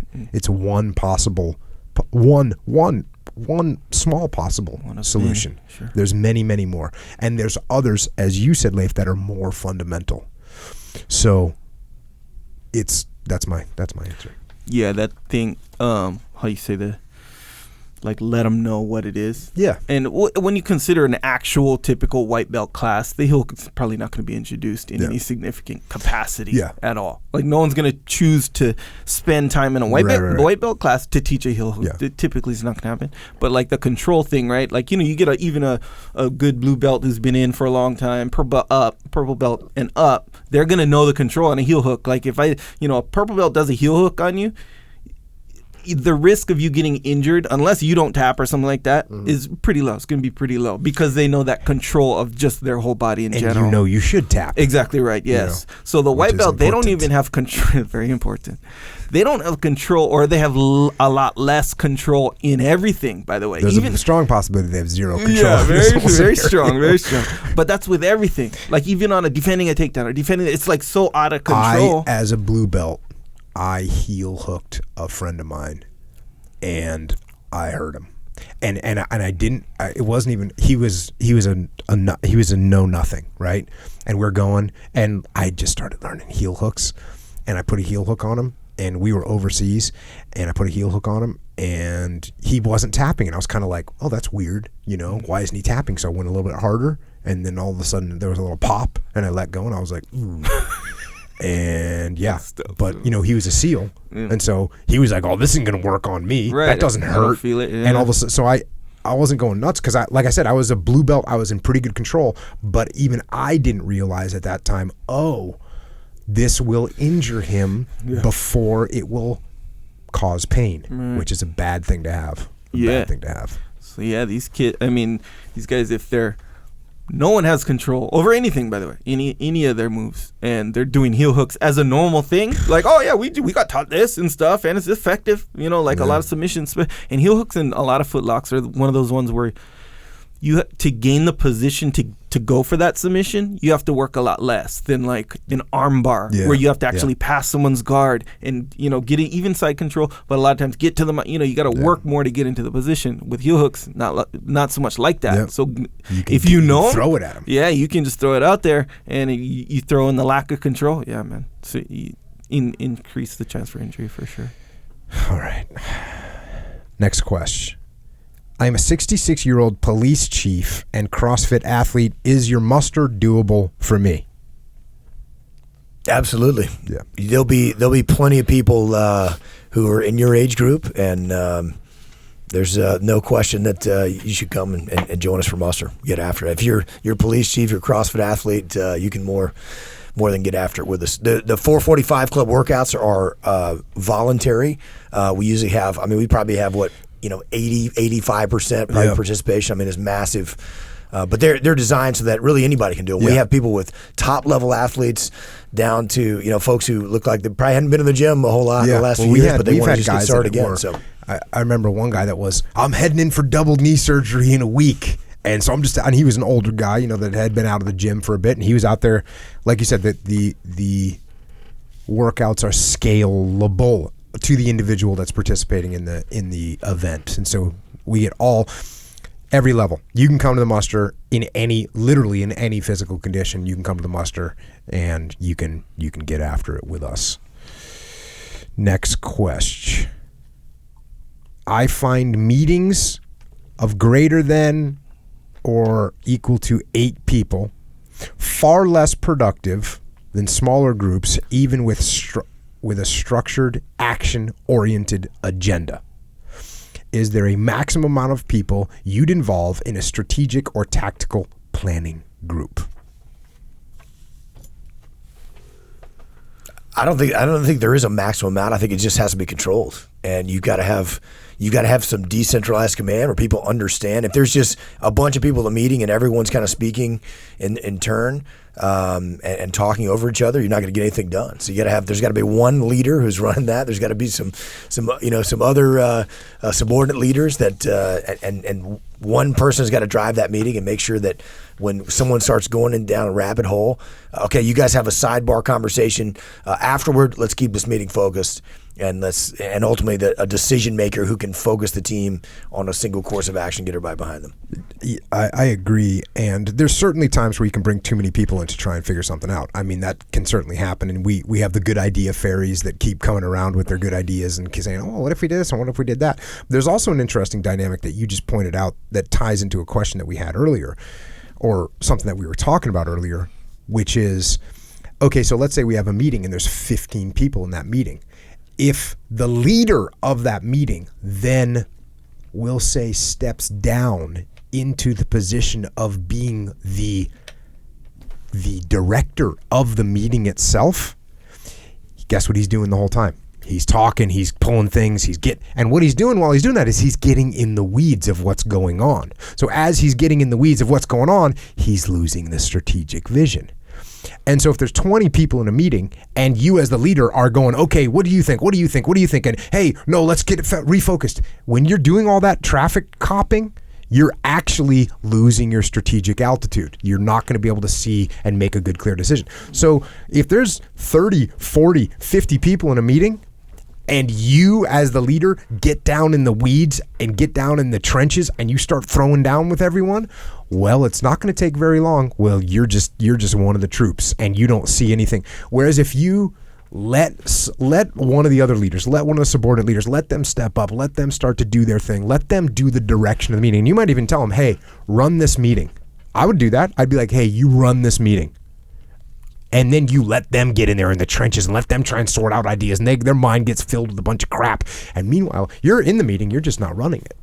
So there's a big difference between running the meeting and overseeing the meeting, or being in the meeting, or being the leader of a meeting. So if we're going through a kill house, or if we're going through a kill house, that's a good example, which is the building with a bunch of rooms in it. If as the leader, you don't say, hey, I'm gonna run this kill house. I'm not gonna direct the movement through the kill house, because then guess what you're doing? You're directing the movement through the kill house. What you want to do is take a step back and say, hey, you, third, fourth, fifth in the chain of command, you run this kill house. You run the train. And now that guy goes, okay, cool, I got it. And now while he's running the train, doing the work, you're step back at altitude. You can see what's going on. You can hear the frustration. You can hear shots fired. You know where people are moving. Then you're the real leader. So same thing in a meeting. If the dynamics of the meeting are you get more than 10 people, 15 people, and what you're doing is you're down there directing traffic, it's going to be really problematic for you. If you have a meeting with 15 or 20 people and you tell someone else to direct the meeting and run the meeting, and you take a step up and you simply observe, you're going to have a better time feeling like the meeting is effective. And you will get the benefit of hearing all these different voices, which is good to hear all these different opinions and voices and be able to pick through and sort through. And that's going to give you more benefit than, you know what? There's too much going on in this meeting. Only give me 2 people and we'll make the decisions. Well, there's some people, the 6th person, that person had a good input, right? The 12th person might have had some good input. So again, is there balance? Yes. Are there certain decisions that you kind of need to take and really dive down in with a small group? Absolutely.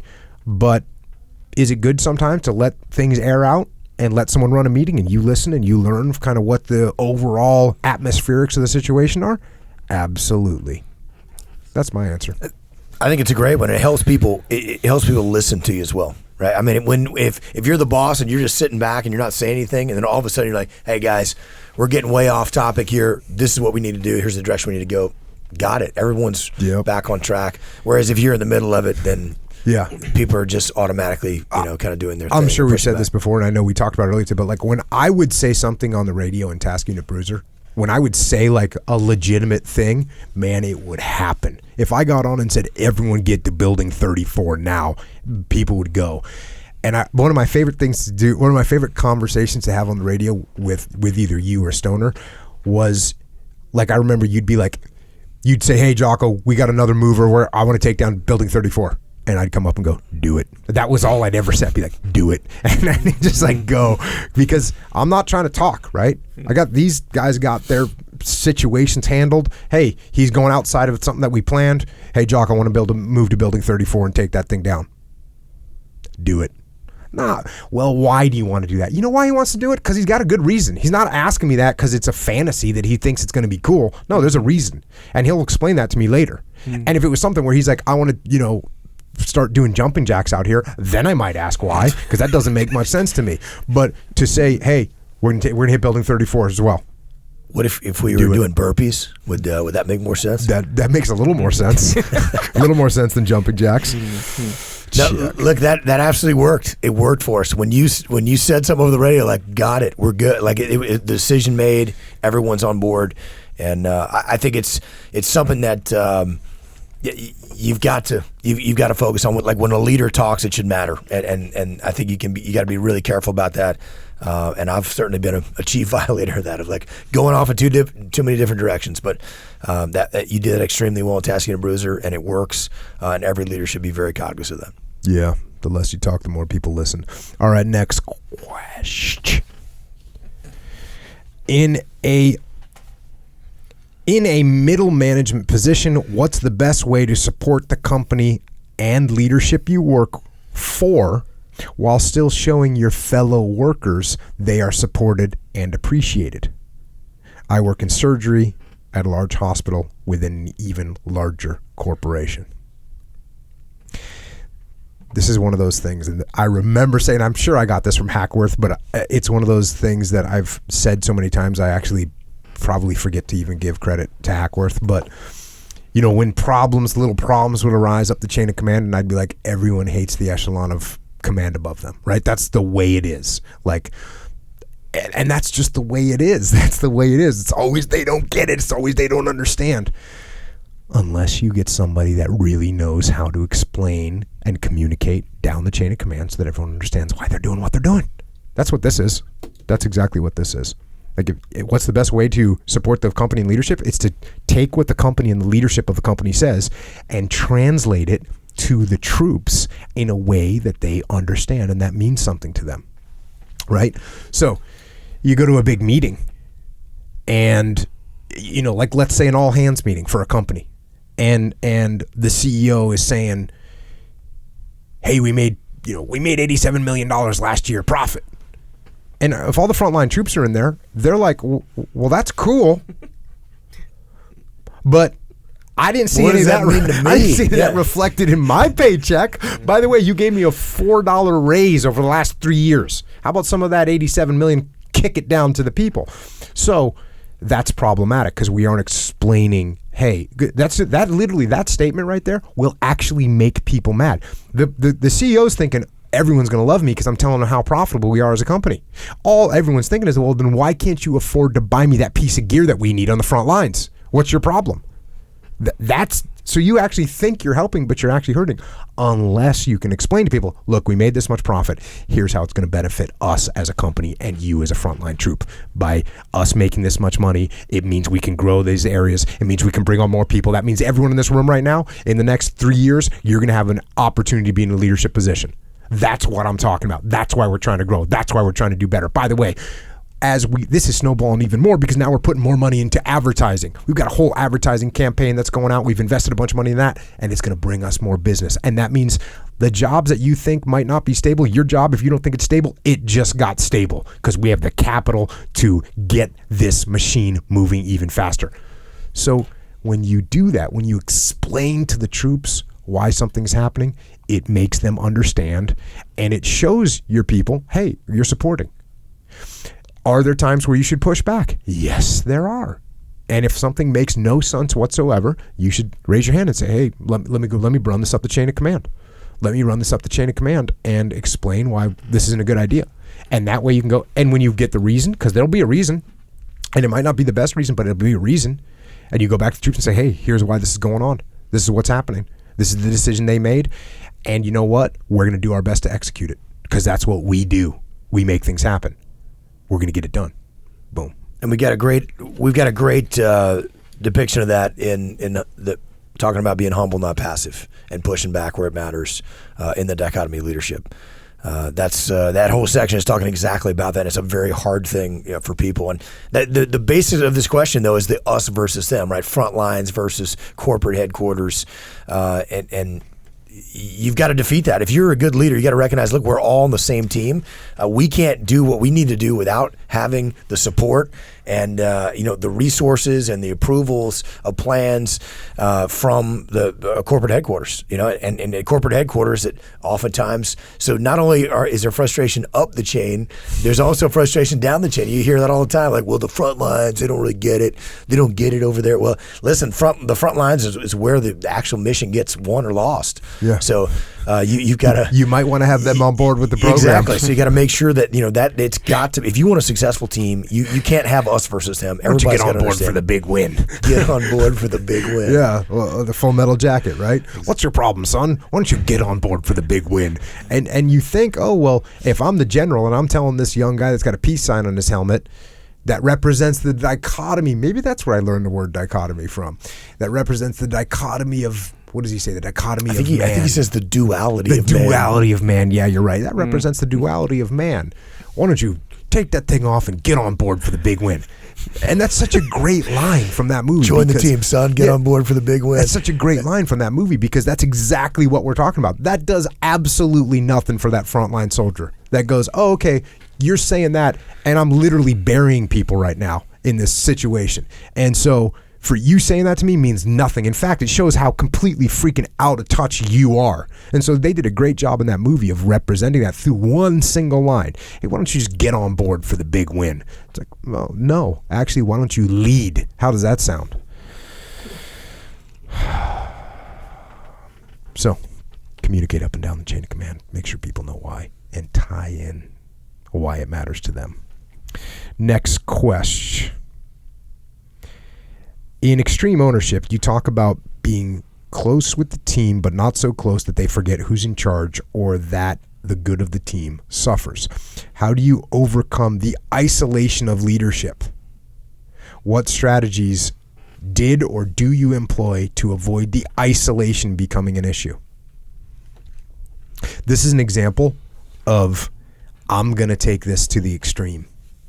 Hey, I'm not going to be too close to my people. Guess what? I'm not talking to them, right? I'm not going to speak to them. I got to maintain a distance. And it's obviously not true. It's obviously not true. And I think, the relationship that you and me and Seth and that we all had was clearly this, right?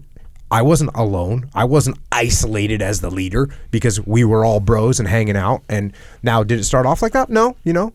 As we always talk about, like I come across a Hackworth style of like, hey, we're not going to joke around for at least 6 to 8 weeks to make sure that these dudes are good to go and that they understand where I'm coming from, and that's cool. But once we get through that, okay, like then it's like open up a little bit. Then it's like open up a little bit more, and then it's open up a little bit more, so that you're not isolated at the top. Because not only is it important that you're not isolated, that's like a marginal thing. What's more important is what I talked about earlier. Is if Leif can't come to me and say, hey man, hey, I don't agree with this plan, or more importantly, hey Jocko, here's what's going on with the troops right now. Here's what's going on with the mentality. Here's what's going on with the morale. If he can't knock on my door and say that to me, then that's a real problem. Because now I'm in the dark on what's happening inside with the troops, which is problematic. Yeah, I think this to me sounds like I was thinking about this question, and it sounds to me like maybe a junior leader that was promoted up the chain, because that's where you really feel like when I go from the assistant platoon commander, where I'm like kind of one of the boys, and I'm we can it's kind of I can kind of play interference with the officer in charge and the platoon commander. Now all of a sudden I get promoted. You recognize instantly there's a little bit of difference. You've got to maybe kind of distance yourself slightly from where you were previously and recognize. When you took over Charlie Platoon as the platoon commander, when did you realize that you needed to transition from being one of the boys until being the OIC, and that the gap was going to open up a little bit? Was it as soon as you took over? It was pretty quick because I'd been to BUDS and SEAL qualification training, SQGR advanced training with several guys, and I knew these guys very well. And I think we had a big house party, hanging out, having a good time, and everybody's over at my house. And all of a sudden, I realized something I did all the time, as an assistant platoon commander. And all of a sudden, we're in at work, the next week, and I got to make some tough calls, and we got to get drive the standards a little bit higher where we're at, and there's some pushback. and you realize like, okay, when it's time to give people some bad news or say, hey, we're not doing as good as we should, we need to fix that, and they kind of give you the like, hey, bro, you know, what are you doing on Friday? You know, then you're like, okay, I'm gonna have to distance a little bit. But the isolation, you should never be isolated. I think that's one thing that, you know, I remember coming into your office, and I'd come in and hang out all the time in your office.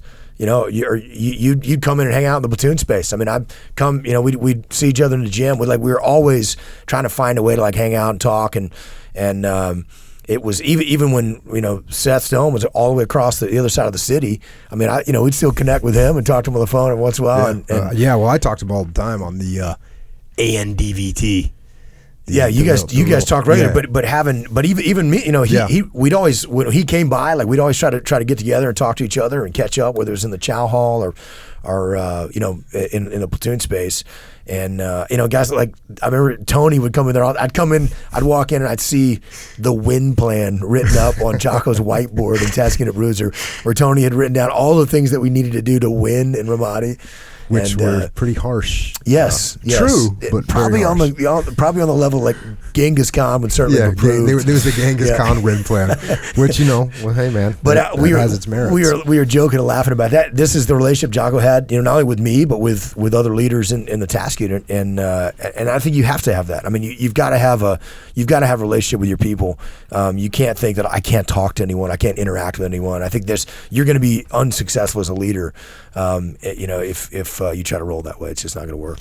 Yeah, I think where you might feel what might feel like a isolation, which is definitely true, and this is the burden of command, right? Like, guess what? You're friends with Leif, you're friends with Seth, you're friends with Tony, you're friends with these guys, but at the same time, like, oh, the burden of command is on you, and it's going to be you. You're gonna bear that, right? In your platoon, it's like, hey, you got your assistant platoon commanders, you got your platoon chief, you got your LPO. But when something goes wrong, if something happens on a mission that goes bad, I'm not looking at the assistant platoon commander. I'm looking at you. That's the burden of command. There's one man that stands on the carpet, right? That's the way it works. And sometimes being one man, that's a little bit of an isolating feeling. To help you understand, our leading petty officer in Charlie Platoon, awesome, amazing SEAL. Love the guy, and hopefully he can be on here one of these days after his Navy career. His retirement comes one of these days. But he was. I remember we were up in Nevada training, and we took a couple days to go snowboarding, which was an awesome, good deal. And he we're in the van. He looks around. He sees me. He's like, I'm not the senior guy in charge. And so he's screaming and laughing about how awesome it is to not be the senior guy, because he knows the burden of command is now with me and not with him if guys get in trouble or do something stupid they shouldn't have done. Yeah. Which is, while you're in Tahoe, guys getting in trouble and doing stuff stupid is probably a fairly likely thing to have happen. Highly probable. That's one of my favorite trips that I did multiple times. Yeah, so that's it, man. Build relationships, and at the same time, when you're in charge, and there's a little bit of that's called the burden of command. Embrace it. And I think we got time for one more question. Here we go. In Leif and Jocko's opinion, you've been excluded from this one, Echo Charles. It's okay. They don't want your opinion. What has changed, or what point do you find you need to emphasize more from when you wrote Extreme Ownership to now? Well, this is a softball question that I selected. You took all the easy ones. Well, yeah, I think the answer to this one's pretty obvious. That's why we wrote the book, Dichotomy Leadership. I mean, this is what we had needed to emphasize more. And just as, you talked about this when we were talking about Jaws 2, whether or not, the sequel was going to be as good. And, we had pressure to write a book. Extreme Ownership did very well. Like, hey, you guys should write another book. We didn't want to write another book until we actually had something useful to write about that would impact leaders for the better, help them be better people, better leaders, lead better teams, lead better lives. And that's what this is. The Dichotomy Leadership answers the most difficult challenges and obstacles that we see leaders face. And I think that 3 years one thing that extreme ownership did for us is, our company blew up as a result. Echelon Front, we were able to work with so many more leaders and so many more companies, and we got to see this over and over and over and over and over again. And this is capturing those issues that we saw, and then the solutions to solving those problems through leadership. Yeah, I think it's going to be pretty evident. I think it was cool how it revealed itself as the subject matter of the next book. I mean, we like you said, business blew up. Yes, we were busy. We weren't really sitting there going, okay, what should the next book be about? What should the next book be about? We actually didn't even we weren't even thinking about it. And then as we started saying, hey, people don't understand this as well. Hey, we should have added more chapters about the dichotomy. And it's like over time, all of a sudden it became completely blatantly obvious that what people needed help with was this most difficult thing, which is achieving the balance of all the different dichotomies of leadership. And that's why we wrote The Dichotomy of Leadership. Get some. Right on. Well, we're just hitting that 2-hour mark, which means we only have 2 hours for Echo to talk about support. Just saying, man. Yeah. You said Echo was excluded for that last question, but I want to know what your answer is, Echo, from what you've learned. What I learned. Since Extreme Ownership's come out, since the podcast is launched. Okay, so the main thing that sticks out, is what people seem to ask you all the time is, what do I do when other people aren't taking extreme ownership? And here's the thing, when you're outside and listening, you're like, aha, I see what, it's almost like a funny question, right? Because it's like, what do you call that? Like ironic, right? Kind of, where they're like, what do you do when other people, but it's you, the one supposed to? Anyway, so that's, but the reason that that's significant is because when you're in the situation, that's exactly what it feels like. You can't really see it. See what I'm saying? So you gotta detach, which kind of sheds even more light on the importance of detaching, right? So it kind of feeds into itself. But so yeah, when you're in the situation and you have to essentially take ownership when the other person should be taking ownership, factually in your mind, the other person, hey, you need to take responsibility for this. That's the time you got to take responsibility of it. Yeah, it's hard to really grasp that in the beginning, I thought. Well, that was pretty cool. Recently, we got an email from a guy that's overseas running a company, and he listened to Dave Burke and good me. Deal, Dave? Yeah, good deal, Dave. And I think it's a great example to say, can you take ownership of the weather, right? Because the obvious answer is no, I can't take ownership of the weather. And I talked about this on that podcast. Is like, well, actually you can, because you can come up with contingency plans. You can stage your force forward closer. And so anyways, this guy in his company, it's a software type company, an implementation company, and they piggyback on a big giant, one of the biggest companies in the world. And that biggest company in the world, one of the biggest companies in the world, made some errors, and it messed up their platform. And they went to their client and said, hey, the platform got messed up. It was the big guys. They did this, and this wrong. And the people were like, oh, well, okay, I guess. And then he went home and he listened to that podcast and he went, damn, I screwed up, because that's, hey, the biggest company in the world is still easier to control than the weather, right? Yeah. And so he went back to the company and he went back to his client and said, you know what? It wasn't their fault. It was our fault. It was my fault. Here's some things I'm going to put in place so that this never happens again. Yeah. And all of a sudden the attitude completely changes and the client is super happy, and all of his team also. Because what does that do to your team when you blame the weather? Your team just goes, okay, we got a permanent excuse now. Weather wasn't good. Seas were too big, wind was too high, cloud cover was too low, whatever the case may be. You got a permanent excuse now because you can't control the weather. Actually wrong. We do control the weather. We will set up our missions. We will set up our contingencies that no matter what the weather does, we're going to accomplish the mission. No matter what no matter what the big platform that we rely on, no matter what happens with them, we're going to be in control. That's how we roll. Get some. That feedback was phenomenal. That was awesome. And to hear him, say that his client was like, I've never seen anyone handle a problem like this before. You guys have done an amazing job. And it's another example of how you're scared to take ownership, by taking ownership, you're building trust. You're building trust, and you win when you take ownership and you actually get the problem solved going forward. speaking of ownership and taking ownership, maybe Echo could take ownership of, support. Sure. Be happy to. How to support, Sure. people's selves. Selves, the path. Really, that's what we're supporting. The path, right? We're on the path. Either you're on the path or you're not on the path. All right, if you're not on the path, Somebody posted a picture of just a sign that said, "Please stay on the path." Yeah, that was like, good. Yeah, that's legit. Exactly right. And I was gonna say, if you're not on the path, we're not talking to you. But if you're not on the path, I think we're talking to you equally. Mm-hmm. Maybe more so. I want to say more so, but really, if you're on the path, I'm talking to you super loud too. So equally, I think. I don't know. Maybe we'll think about that more later. We'll go into Origin, right? Our company, OriginMain.com. Gi's rash guard for Jiu Jitsu. Leif talked about Jiu Jitsu earlier. Awesome stuff. Yeah, Origin makes the best stuff. It's I think I have like 5 different. You have the first Origin the variants, first Origin gi I ever touched was yours. I think Echo, you as well, right? Yeah. Interesting. And I was like, dang. Yeah, it was at the muster in New York. For real, when you see the weave, like on the Origin gi, the pattern in there, you're gonna understand. You're gonna get stoked. Do you have any other gis that are not Origin? I have 3 gis. I have 1 non-Origin gi. I have 2 Origin gis. Go put that on. Put that on.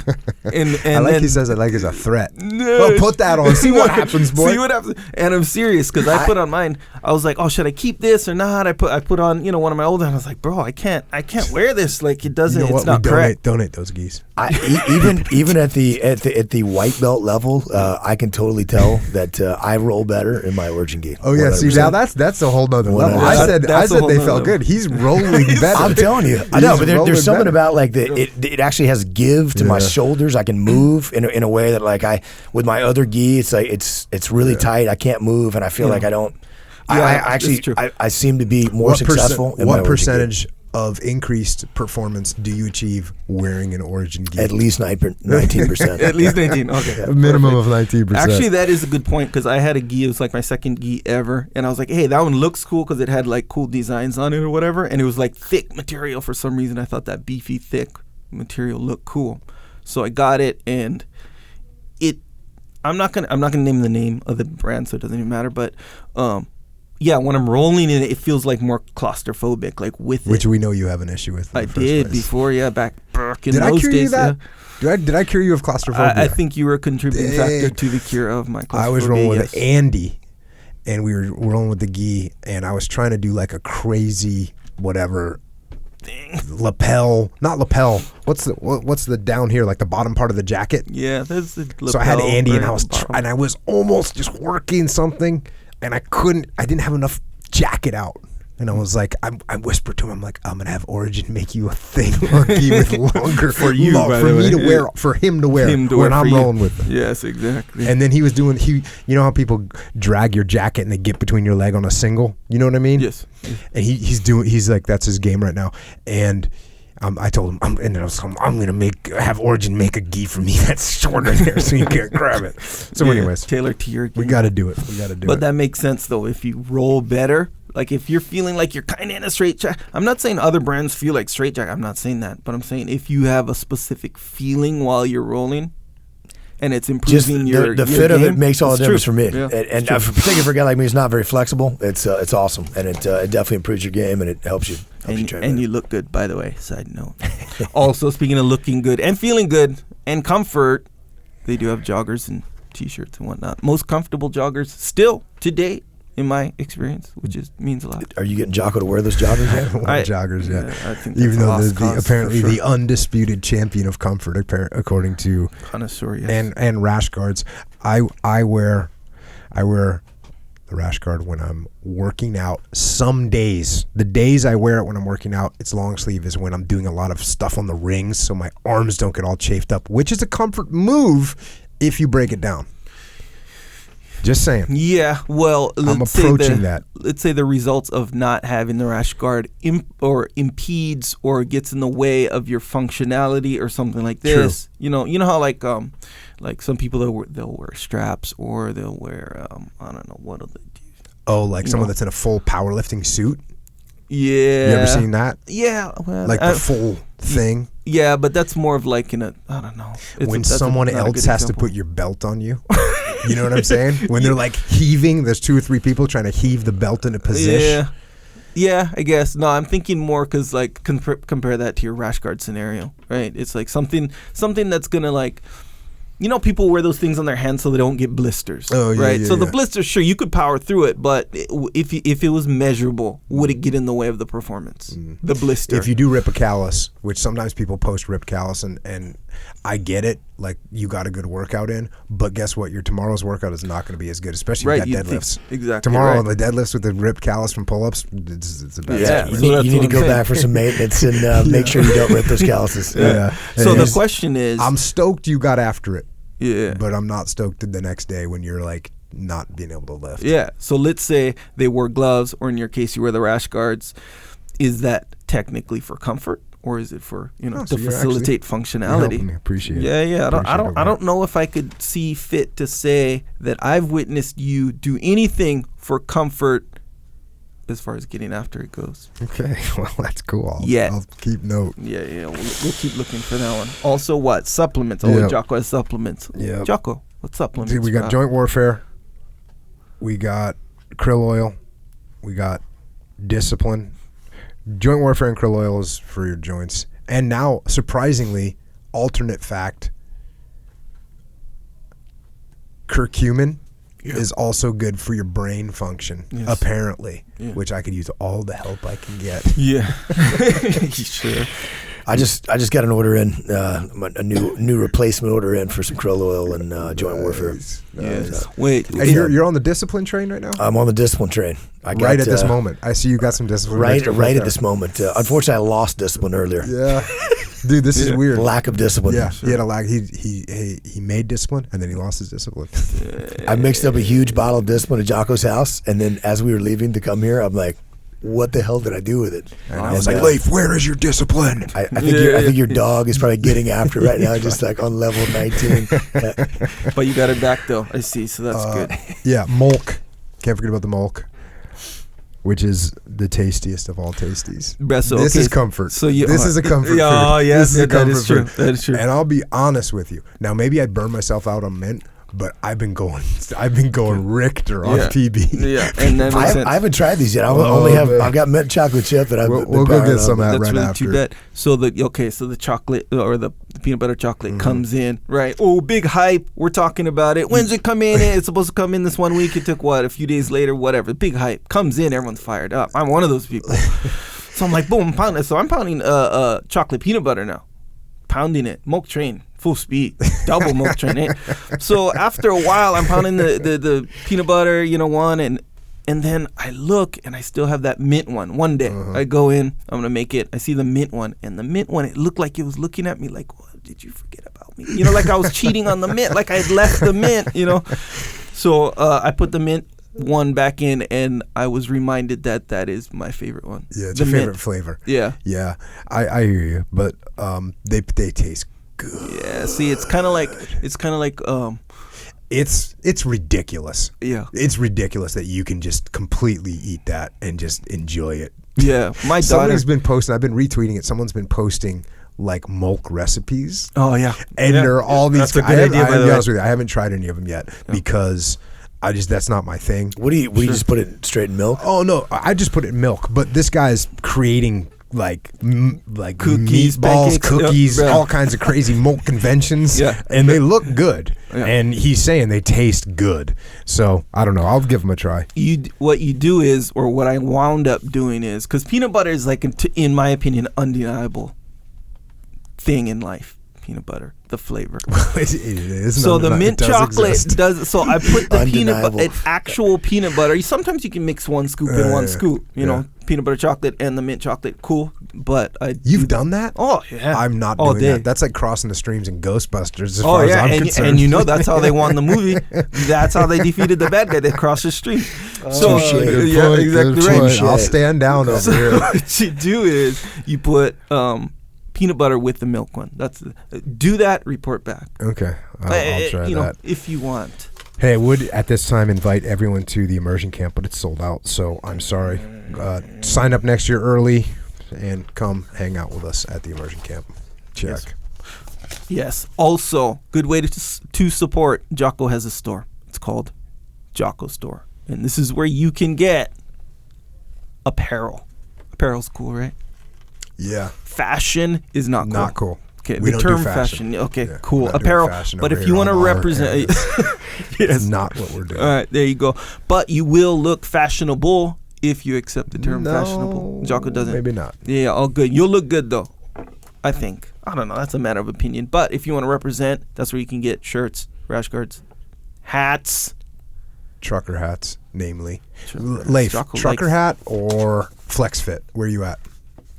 Trucker hat. See, there you go. Dang, more See? than the flex fit, huh? Yeah. Interesting. I'm not against Actually, that, by the way. speaking of report back, Yeah. I want to know what sells more, trucker hat or flex fit. That's an interesting question. I'll We'll check- find out I'll what the check on deal that is on one. that. Yeah. And also got a long comment about hoodies. A guy from Michigan that works construction said, "Hey, Jocko, just letting you know, in Michigan we do need lightweight hoodies." Oh, boom. So now, Dang. and like Okay. everything I've ever said Yeah. has been disproven. Now, Yeah. this is one man's opinion. Yes. You know, Well, here's the thing about that when you kind of did take a step back. It's like you just went extreme. You weren't wrong. You just went extreme. That's all. You know, I you need got to to have do balance. You got to have the balance. You see what I'm Bring saying? it back. Have that So- balance. Bring Yeah. back the equilibrium. So this guy in Michigan, he had the balance because he knows the extreme. He knows about the value of he's the more thick balanced. hoodies in Michigan. I gotta say, for the folks in Michigan though, like being up there in North Dakota doing some work, or like when you go to Alaska and you know, it's like pretty cool out, and you got your jacket on, you look around, there's dudes in like t-shirts just hanging out. That's the way I was. It's all relative. I was Yeah, always very like that too. This, like in Maine, I just wear a heavy sweatshirt all day long. I mean, all winter long. Maybe occasionally you got to throw on some kind of a parka. Do you know what a parka is? Being from Hawaii, No, it sounds. yeah, it's It's a what you warm do thing. with your car, right? On the trucker hat flex fit debate though, like flex fit I think is great. I like flex fit hats, but I will say I got a large melon, and being able to adjust is important, Bro. And particularly The when you're largest- fishing and you're rolling out and your hat gets blown off, and then it's soaking wet. And you're like, Problematic. dang. The largest melon I've ever seen on a human. There was a guy on the special boat teams who was a great dude. He was a big, I'll just say Polynesian. Maybe he was Filipino, maybe he was Polynesian. I don't know, but he was something like that, right? Pacific Islander, I guess. His head was so big. Okay, you know a Protec helmet? You know what a Protec helmet is? Yes. Like a Protec bike helmet. He had one of those for riding in the boat, for like doing operations where you got to wear a helmet. He had one of those, and he had all the foam inside of it. All of it was gone, and we still had to like basically grease up his head to get that thing on. And it was crazy how big his head was. Huge, Yeah. and he was a great dude, but he had a huge head. Big head. He had no protection. He just had a little thin. He only wore that thing because it was a part of the rules, Right, technicality, He yeah, could have. yeah. He could have just called. He could have been, look, I don't need a helmet. My freaking My head is my skull is helmet." 9 inches thick. Get away from me.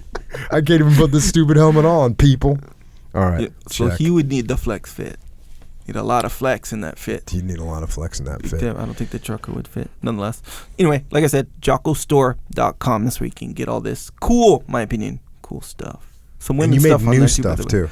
New stuff is on there, yeah. Jocko white tee. There's a shirt. So my brother has a Pepsi shirt and a garbage. Remember Garbage Pail Kids? Yes. You know, the little cards. I They're like, remember. so my twin brother, Jay, he has a Garbage Pail Kid shirt. And you'd think as an adult, you're like, all right, but it kind of, you know, it's kind of cool. It's a cool shirt.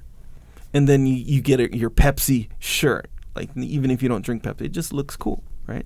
So we got a Jocko white t-shirt. So you looks just jack. So that was not. I thought I actually gave you credit in my mind for having an original cool, because I thought I did think it looked pretty cool. It's and the thing is, it does. The fact is that concept is a very cool concept. I didn't do it because hey, Pepsi did it, so let's do it. That's not why I did it. I Okay. think that concept is cool. Right on. Check. You know, Jocko white tee. Let me Check. get this shirt, and it's a t-shirt.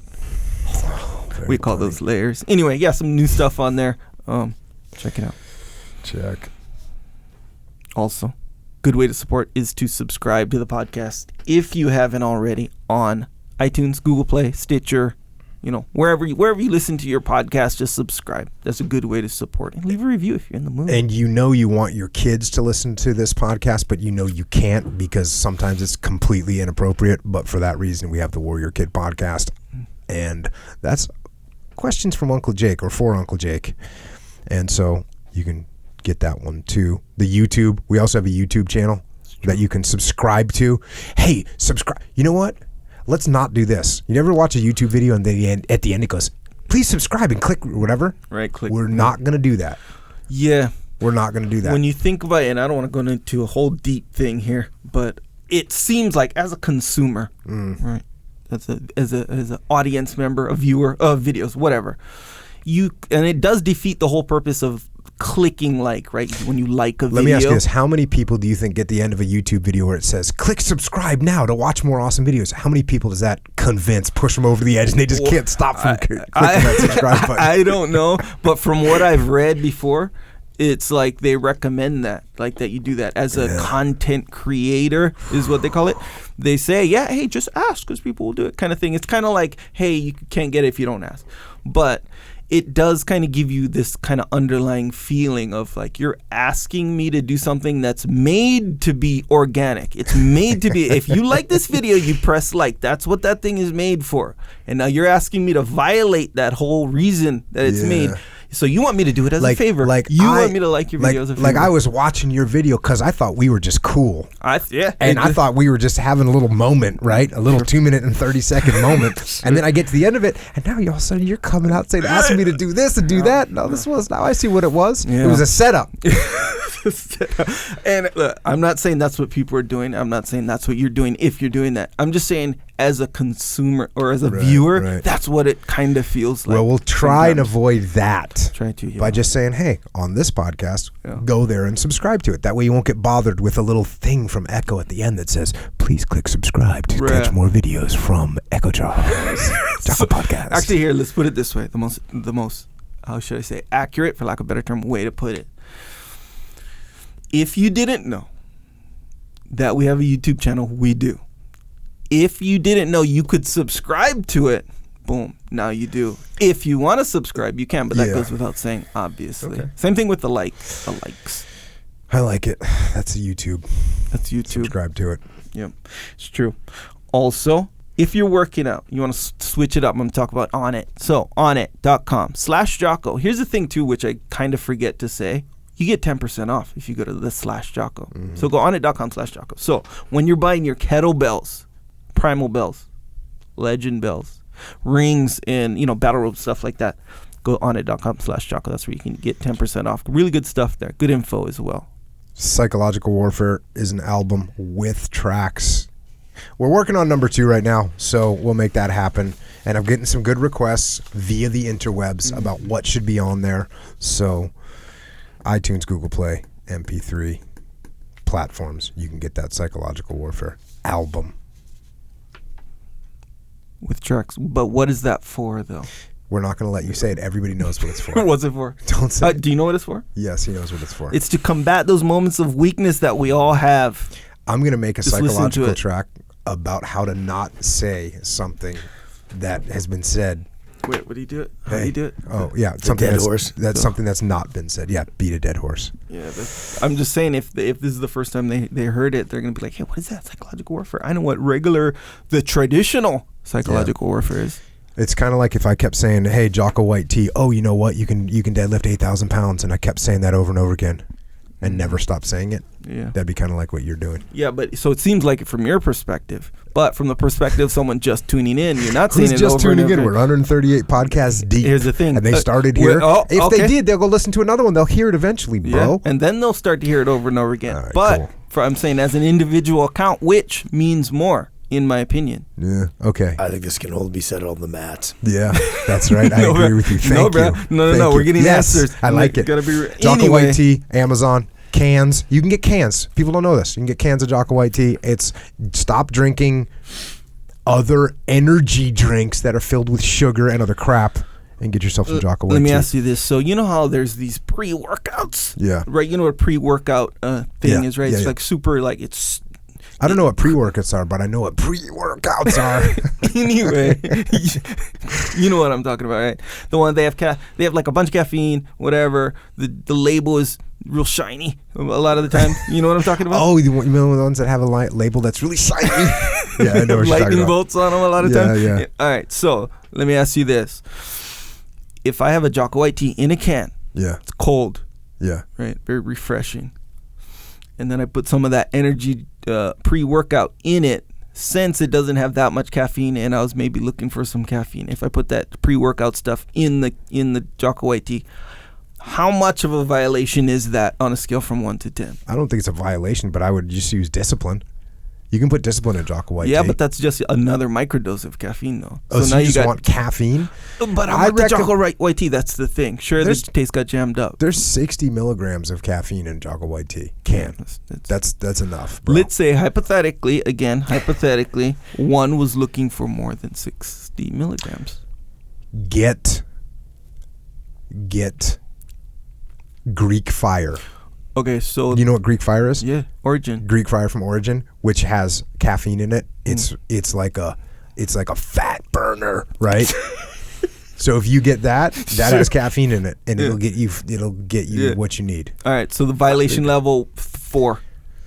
Yeah, sure. I drink a lot of coffee and a lot of caffeine, and that's Jocko white tea's got plenty of caffeine for me. It's legit. I'll tell you what I like about it with the cans in particular. When it's been crazy hot in Texas this summer, and just pull like a freezing cold one out of the.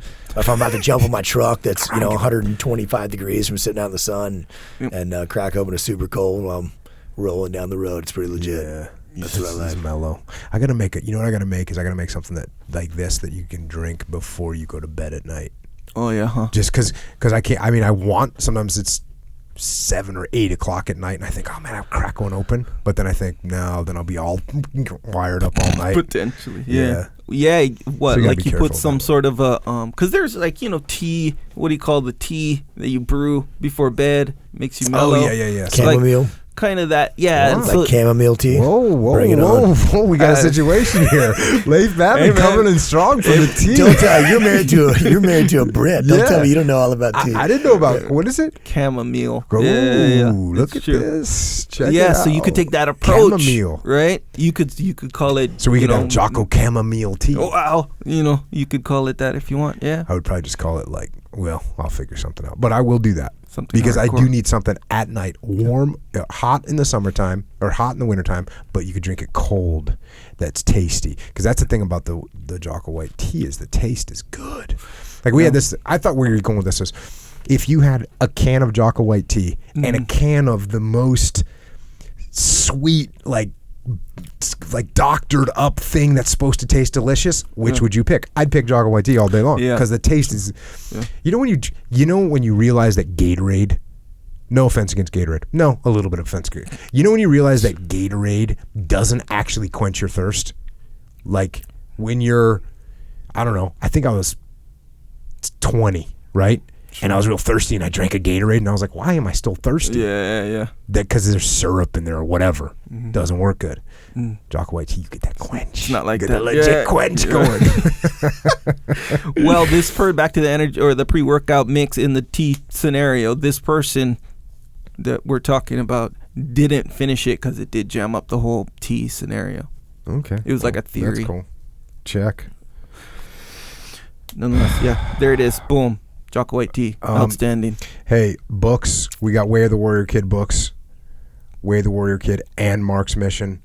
Those are good books for kids to read. Just talking to a teacher out in the gym. Yeah. Teaching the book. 8th grade, if you're wondering about, well, how old is an 8th grader? 11, 12.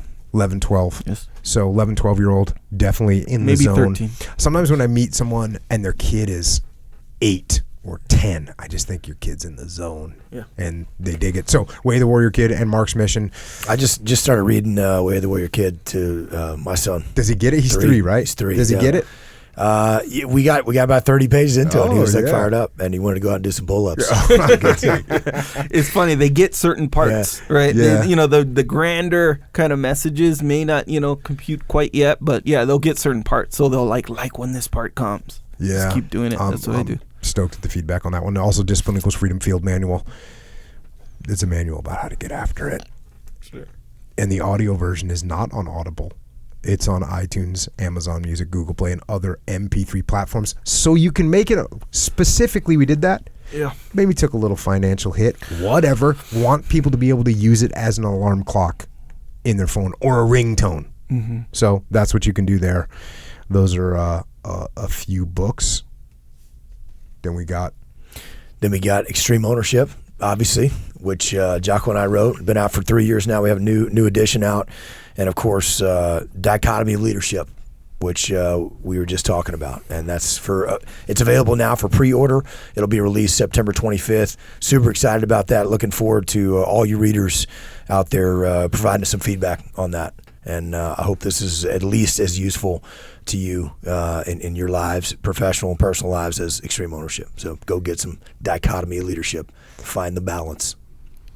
You also, Leif, talk to me about the difference between first edition and, let's say, fifth edition of a book. Which would you rather have? Which would I rather have? Yeah. I'd have to go with the first edition.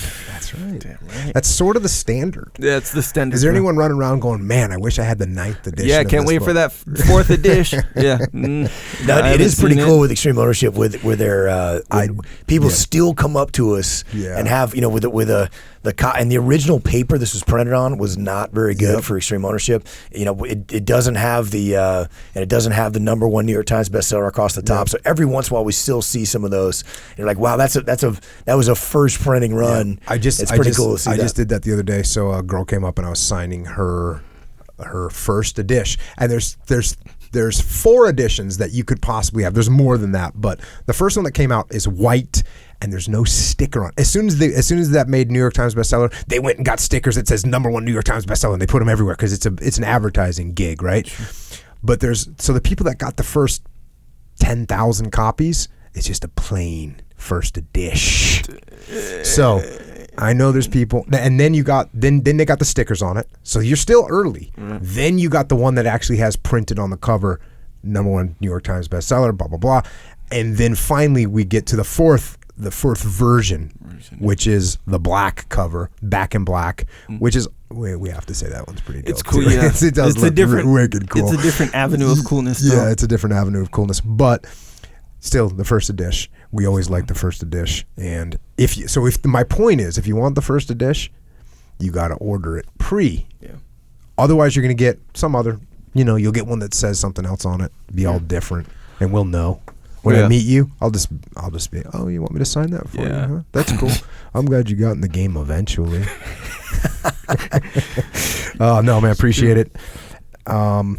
Echelon Front.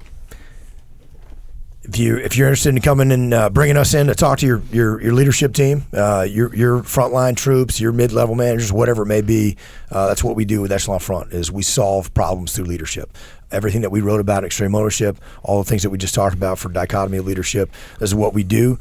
It's me and Jocko. We launched this company going on 7 years now.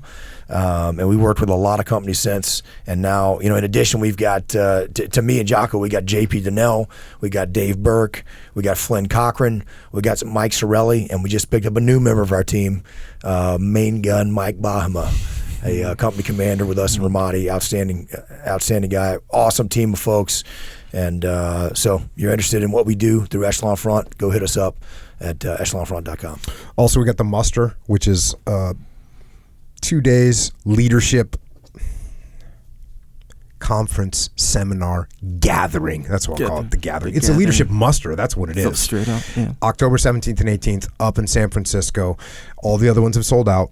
This is the 6th muster. They've all sold out. This one's gonna sell out even earlier, actually. I think so. We're way ahead of schedule. Way ahead of schedule. If you want to come to it, extremeownership.com, you can come to the muster. And then also for our military, law enforcement, firefighters, border patrol, paramedics, first responders, anybody in uniform, we're launching our first ever first responder military uniform wearing focused leadership gathering. And we're calling it the roll call. Roll call 001. First ever is going to happen September 21st in Dallas. And this thing it was by request. We worked with so many different first responders and fire departments and law enforcement groups and police departments, federal, state, local. We worked with all levels of these groups, and we've had so many folks say, "Hey, can we have a focused leadership conference just for us?" And that's what this is. So we've got several hundred people have already signed up for this thing. This is for you guys. This is for all you listeners that are interested in this. We tried to make it at a price point that was much more affordable than the muster, so that we could have as many folks attend as could come. And we hope you come from far and wide to be there. We're going to be talking about the importance of training, the importance of dealing with what you deal with every day and driving those standards, and pushing your team and leading up the chain, as well as all those kind of specific law enforcement, firefighter, first responder, military focused issues that we can really dive into. We don't have to talk about the business leader stuff because this is for you guys. That's what it's for. So if you're interested in that, if you're on the fence, if you're thinking about it, come join us for roll call in Dallas, September 21st. And of course, you've heard on this podcast, we launched a new company, a subsidiary company to Echelon Front. It's called Echelon Front Overwatch, or EF Overwatch. And you can check that out at efoverwatch.com. It's a great company designed to one of the biggest things that we see from the companies we work with is people ask us, where can we get people like you? Where can we get folks with a mindset of extreme ownership? And so we started that in the special operations world, and the goal of Overwatch is to take special operations veterans and combat aviator veterans and place them in companies with place them in companies who are looking for people with that mindset. And EF Overwatch is something I'm super excited about. We have a massive demand signal right now. Frankly, we have a lot more clients that are reaching out, these companies that are seeking folks to place and offer them job opportunities. And we have a lot more clients than we have on the candidate side. So if you're a special operator and you're about to be retired or leaving, just leaving the military, or have left even a few years ago, or on the combat aviation side, go to efoverwatch.com, fill out the application there, and start the paperwork, because there's an awesome opportunity here for some great companies with some great leadership positions and some promising promotion opportunities in some companies that exhibit extreme ownership, that have that as part of their culture. So don't miss out on those opportunities. Go to the website, input your information, efoverwatch.com, and come get in the game. There's a lot of great work to be done, a lot of massive opportunity out there. Companies need good leaders. Come and get it. And until we see you at the muster, or we see you at roll call, or we see you at the immersion camp doing the Jiu Jitsu, if you want to ask us questions or if you want to give us answers, you can find us on the interwebs. On Instagram, Leif is at Real Leif Babin. On Twitter and on that Facebook, Leif is at Leif Babin. And of course, on all those, Echo is at Echo Charles, and I am at Jocko Willick. Echo, anything else? Negative. Leif, any closing thoughts? Good to be back on with you guys again. Awesome. Stand by to get some. Always good to have you. And thanks to everyone for listening and supporting this podcast, especially to those people that make this podcast possible. The people that make this podcast possible. And it's not some long list of sponsors. The people that make this podcast possible is our military, our police, law enforcement, firefighters, border patrol, paramedics, other first responders. Without you protecting us from evil abroad and keeping us safe here at home, we wouldn't be able to do what we do. So thank you for doing what you do. And to everyone else out there, whether you are making something or baking something, whether you're serving food or serving warrants, whether you work in a bank or you build banks, if you wear a suit and tie or you wear coveralls and a hard hat, no matter who you are and what you do it to the best of your ability. Take pride in your work and be the best you can, but at the same time, stay balanced. Be aggressive, but not reckless. Take ownership, but empower your team. Be humble, but not passive. Be disciplined, but be free. Balance the dichotomies of leadership and the dichotomies of life. And as you do that, keep getting after it. And until next time, this is Leif and Echo and Jocko. Out.